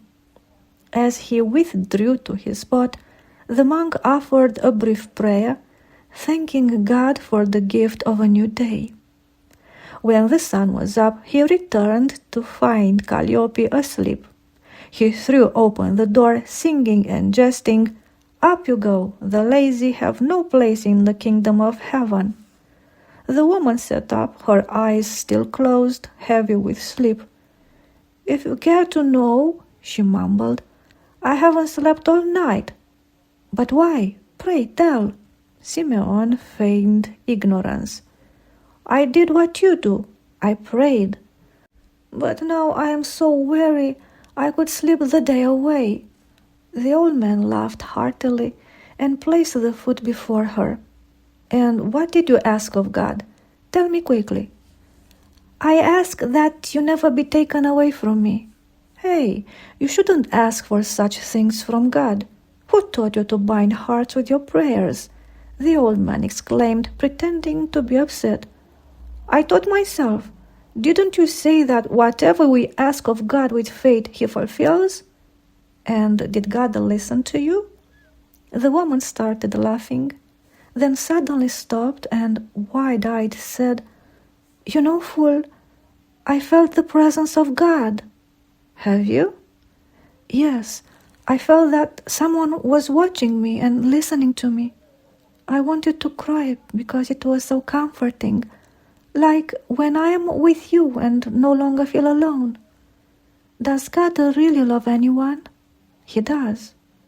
God is the greatest, isn't he? He is. And he can forgive even me, can he not? He can. Fool, when I was 13, I killed a child. I gave birth to it, then I killed it and buried it." The woman stood up, letting the food slip from her hands, and collapsed, sobbing uncontrollably, into the old man's lap. "Fool, oh fool, will God ever forgive me for this?" "God has already forgiven you, Calliope, now that you have cried." "Fool, I wonder, is God as kind as you are?" "What foolishness you speak!" The old man laughed, gently tapping her forehead with his palm. "Do you think that God is kind like me, or that we try to be kind like God? Kindness, love, and forgiveness come from God. We simply strive to follow them. No matter how much a person strives for kindness and love, they can never fully comprehend the boundless goodness and love of God. Come now, finish your meal. I have something prepared for you." The old man went outside and returned shortly, throwing a bundle of clothes into the woman's arms. "Here, put this on." "What is this, fool?" the woman marveled. The fool remained outside, while from within, the woman's childlike giggles drifted out, showing her delight with the gift she had received. Her voice rose amid the laughter. "Fool, what should I do with this? Come here, I don't know how to tie it." The fool entered and saw Calliope in her new dress. She held out a headscarf toward him like a child with dirty hands eager to have them washed. "Here, you tie it. I am not good at it." The monk, with a bemused expression, chuckled. "Calliope, do you think that is what I learned in the desert, to clothe women?" Bursting into laughter, Calliope leaned her head toward the old man. With his rough, bony hands, he eventually managed to tie the scarf around her head. "Oh, Calliope, you look so beautiful. Now everyone will fall in love with you." The woman examined herself from head to foot. She stretched out her arms, then quickly lowered them. "Fool, I feel as if I were a priest's wife or a deaconess. In these clothes, it feels like I cannot even laugh anymore. I don't know how to put it. They're just right for you. What do you think, fool, about me going to the city in these clothes?" "Who said you have to go to the city?" "But do you expect us to stay here for the rest of our lives?" "You are going to Jerusalem." "How can I go to Jerusalem, fool? When will I go? How will I go?" The woman exclaimed happily, like a child. "I have some friends who have come to visit me, and I believe it is best for you to live with them. Are you coming too?" "No, I am not." "Fool, will I also be baptized there?" "Yes, you will." "And will I start a new life?" "Yes, you will." "And will I become like you? Will I be able to perform miracles?" The fool laughed. "The greatest miracle of all is love, Calliope. Among my friends is a gentleman, a wealthy widower. I believe he will not be able to resist falling in love with you once he sees how beautiful you are. Soon you will marry him and become a respected lady, with servants kissing your hand." "I don't want to marry that gentleman," Calliope exclaimed, her voice filled with frustration. "Why not? Don't you want to have a home and children?" "I do, but I want to marry you." The fool laughed and lightly tapped her forehead with his palm. "You are being silly again. I already told you that monks do not marry. I cannot marry anyone." "If you don't marry, then I won't marry either." The fool's face took on a serious expression, and his eyes moistened, prompting Calliope to burst into tears and lean against his shoulder. "Will you go to Jerusalem then?" "I will go to Jerusalem, Father." "Do you want to?" "Yes, very much." "You are my innocent dove. If you only knew how much God rejoices over your soul." "Fool, will we ever meet again?" "Surely we will, Calliope."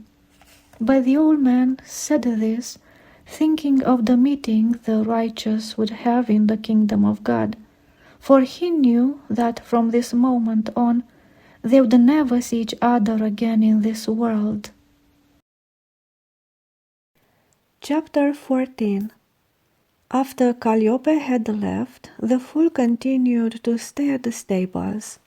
During the day he went to the city and could be seen just as before. The fear that had gripped the beggars, that he was mad and prone to attacking people, vanished when the fool allowed himself to be beaten by the servants of a foreign nobleman, someone for whom he had previously performed tricks, as was his habit. Seeing him on the ground, and wanting to make sure the fool was the same as before, the beggar who had been driven away from the stables rushed up and struck him several times. Covering his head with his hands, the fool began to moan and attempted to run away, causing the beggar to regret not having been so courageous previously. Moreover, recalling what he had lost because of him, the beggar struck him forcefully in the face, causing the fool to bleed from his nose and mouth. Meanwhile, the city had begun to buzz with a rumor that surpassed all others. It was said that the fool had once been a prominent nobleman in his own land, highly regarded and respected throughout Jerusalem and Jordan. Whispers spread that he was not truly insane at all, but merely pretended to be, mocking everyone around him. Some even claimed that the distinguished gentleman who had stayed at the bishop's palace had traveled all the way from Jerusalem solely to meet him. The most unsettled of all was Deacon John, for he was the one who had received this confession from the widowed gentleman. The man had confided in him, saying he could no longer bear the weight of such a secret. Even though he knew he would be seen as an oath-breaker, he insisted on telling the deacon everything, believing him to be a God-fearing man and trusting that the truth would aid his own salvation.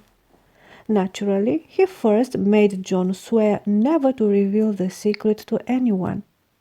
Yet, after several days of inner turmoil, the deacon, having sworn his wife to secrecy, finally disclosed everything to her.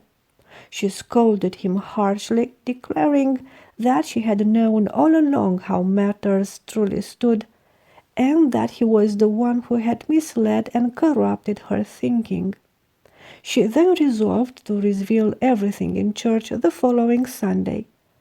A matter of such gravity, she said, could no longer be concealed, and her foremost concern was the salvation of the souls of those who had unjustly mocked a holy servant of God. The rumor reached Deacon Anastasios as well. The fact that the fool had once again become the talk of the town as a saint rendered futile all the efforts he had made until now. The lady in question behaved as though she had forgotten everything, yet Anastasios lived in constant fear of being taken to court and forced to return the money at any moment.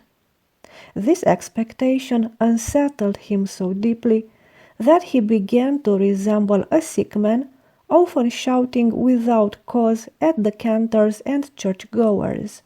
He grew increasingly comical, for most of his sermons revolved around demons, miracles, and the wickedness of people. On one occasion, his zeal went so far that he declared everyone who did not believe in miracles would become possessed by demons. Speaking of the power Christ had given the apostles over unclean spirits, he added that anyone who doubted a person's ability to command demons should know that demons are not afraid of just anyone. Those who dare to pray against them without power from above, he said, are torn apart by demons, as Scripture clearly states. Then, driven by excessive bitterness and imagining that everyone understood he was referring to himself, he added that he saw no other way for the truth to be revealed, that for the devil who had left the girl to enter the one who was lying. Concluding his sermon, the deacon crossed himself and, dismissing the congregation, entered the altar to remove his vestments. But as soon as he took off his holy garments, Anastasios collapsed to the ground and, getting on all fours, began barking and shrieking in the sacred altar. The sexton and a few cantors, terrified and convinced that Anastasios had been struck by the very curse he had invoked, began making the sign of the cross over him and sprinkling him with holy water. When they saw his condition worsening, they seized him and with great difficulty dragged him into the church's crypt, intending to call the priests to pray for him. Those who now prayed for Anastasios were themselves deeply frightened, knowing they had all testified against the fool and even beaten him. Each expected to be possessed at any moment. Anastasios spent the entire day in the crypt, screaming and threatening anyone who tried to help him. Because he had become violent, they restrained him with chains. By evening, he had changed beyond recognition, his face contorted, foam spilling from his mouth and dripping down his chest. The cantors and readers hurried to fetch the priest, yet the priest's prayer seemed only to worsen the poor deacon's possession. At last, drenched in blessed oil and covered in dust from rolling on the ground, Anastasios was left more dead than alive. The priest prepared to leave, saying that only God could deliver him from such a severe possession. Then one of the readers, terrified of demons and convinced he would be the next to be possessed, begged the priest to offer one final prayer, insisting that as midnight approached, prayers were known to have greater power. Therefore, all those in attendance stood up and, crossing themselves repeatedly, began to sing hymns and passionately curse the devil, causing the crypt to resound with howls and blows reminiscent of hell itself. Suddenly the devil, who had been responding insolently, began to shout and scream, "I'm leaving! I'm leaving! Oh, you wretched beings! But do not think I am leaving because of you. Simeon is now praying for the forgiveness of those who have wronged him, and his fire is burning me." Then, screaming like a wounded animal, he cried out, "You are unjust, Christ, for this one has willingly bowed down to me with an oath." With that, the devil hurled Anastasios to the ground. Swelling him terribly, and then deflating him at once, he left him unconscious. Shortly afterward, Anastasios was sitting on a stone slab behind the church in silence, while the reader excitedly recounted everything that had taken place. As it was well past midnight, and everyone wished to return to their homes, Anastasios asked to be left alone, assuring them that he was feeling better. Left by himself, he lingered for a while on the stone slab. Then, suddenly rising to his feet, he hurried off through the streets of the city. Chapter 15. The cold night air seeped into his stomach, making Anastasios feel as though he was breathing not only through his mouth, but through his entire body. He had long since left the town, and was now moving quickly away from it, treading on the sand, his legs swaying like those of a child learning to walk. In the distance he saw the stables, a dark blot against the pale sky, and his heart began to pound. For a moment he felt the urge to turn back, but after crossing himself, he continued on his way.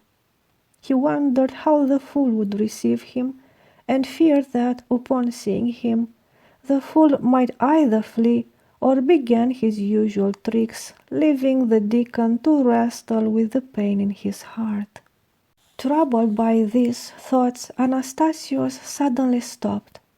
A few steps ahead, he noticed in the darkness a shadow too sharply outlined to be a stone. As he moved closer, he recognized Simeon the fool, seated on a stone as though waiting for him. Forgetting all his previous thoughts and banishing every doubt, the deacon rushed forward and, falling at the old man's feet, broke into unrestrained sobs. "Father Simeon, Father Simeon," were the only words Anastasios could utter between his sobs. Gently drawing Anastasios' forehead to his knees and covering his head with his bony, seemingly senseless hands, the old man held him that way until he calmed down. Then, pressing lightly on the back of his head, he spoke, unmoving as a rock. "What is it, Father Anastasios?" Forgive me, Father Simeon, forgive me. It is not I who should forgive you, Your Holiness, Father Deacon. You, who are clothed with the grace of the diaconate, should forgive me, the unworthy one. Oh no, Father Simeon, I am not worthy to call myself a deacon. Everything said about me is true, Father. I have bought the grace of God with money. I have done terrible things before God. Father, it is true what is said about me and that woman. Since you have been bestowed with the grace of God, Father, no one can take it from you. No, Father Simeon, I have done even greater things than this. Many times after the Holy Liturgy, unwilling to share with the poor, I treated the precious body and blood of Christ as common leftovers, thinking of them as mere bread and wine. You did these things out of ignorance, Father, for you had no faith in God.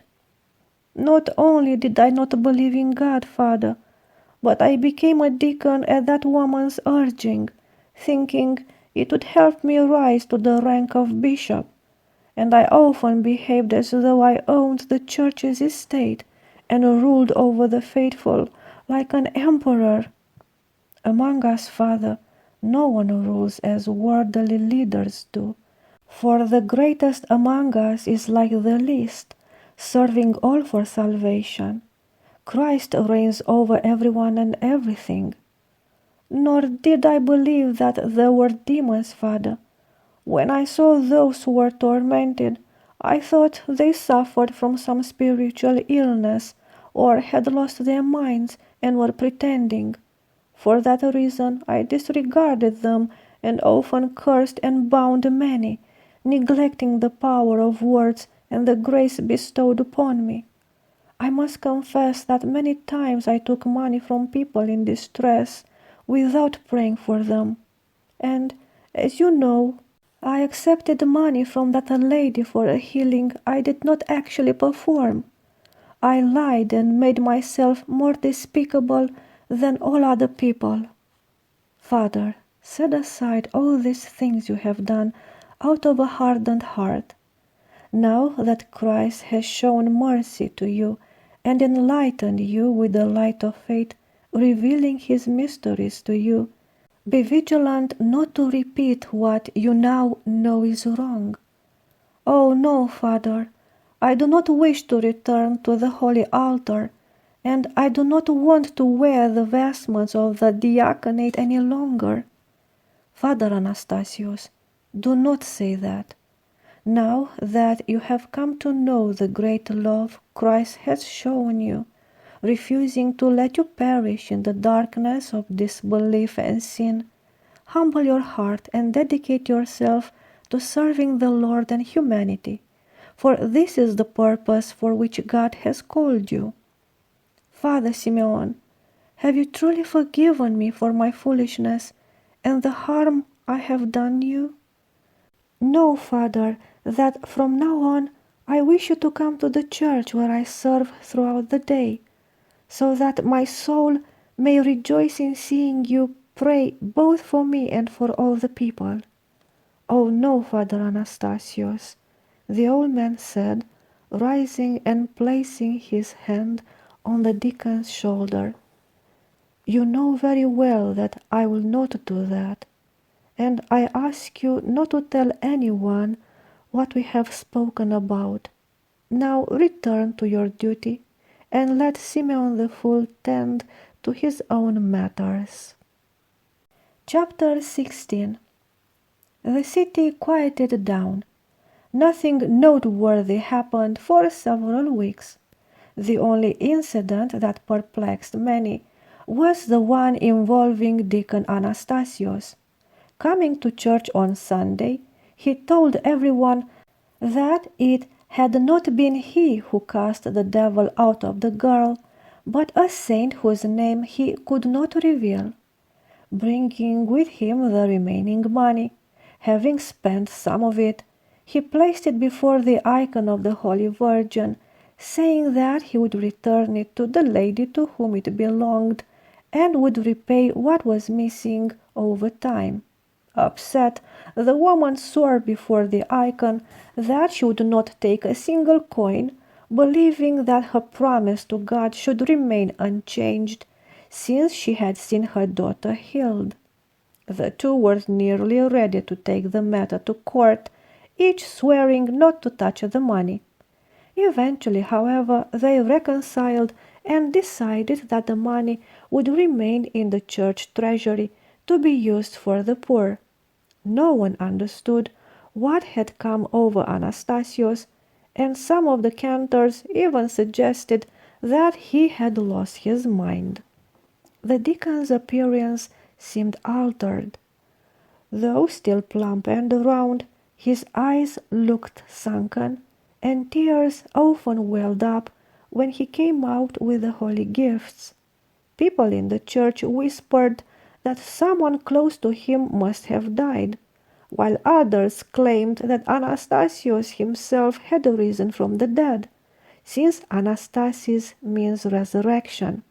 These changes went almost unnoticed amid the confusion that soon overtook everyone.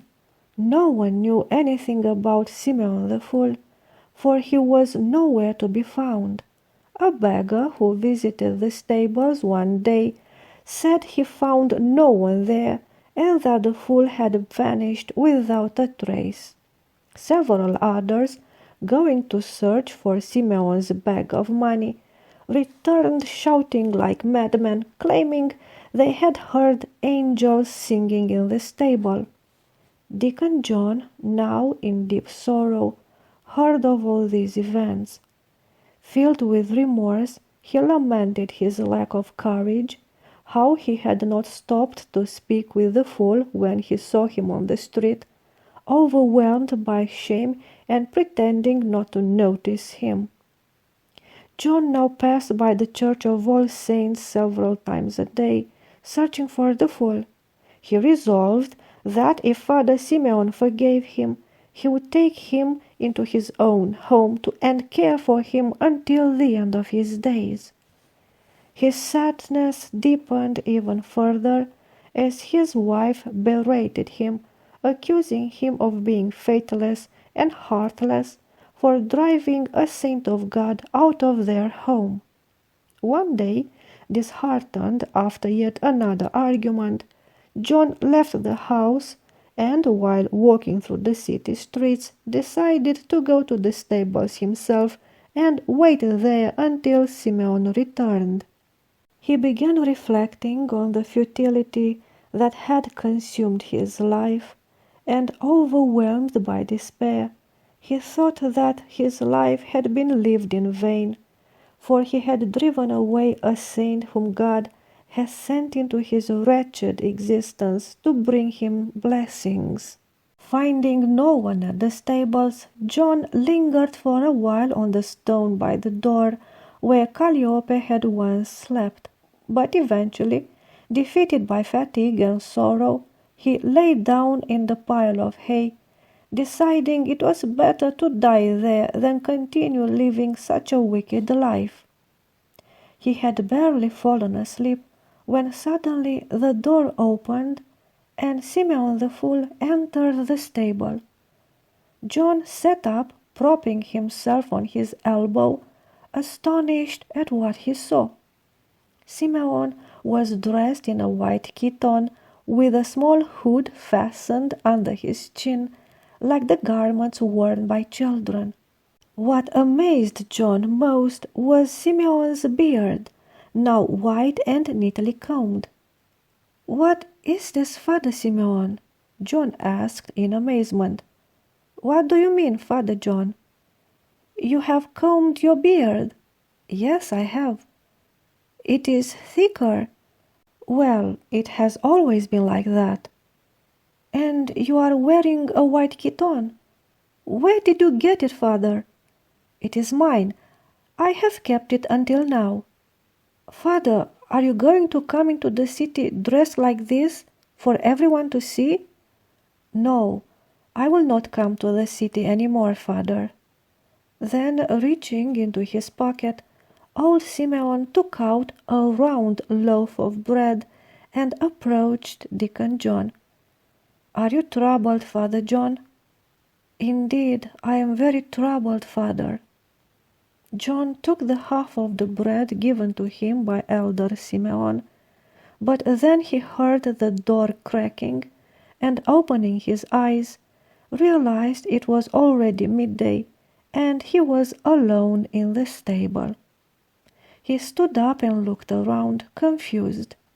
The air was filled with the scent of spices and incense, and he remembered that this was the same unusual fragrance he had occasionally smelled in the room where Elder Simeon had stayed when he was ill.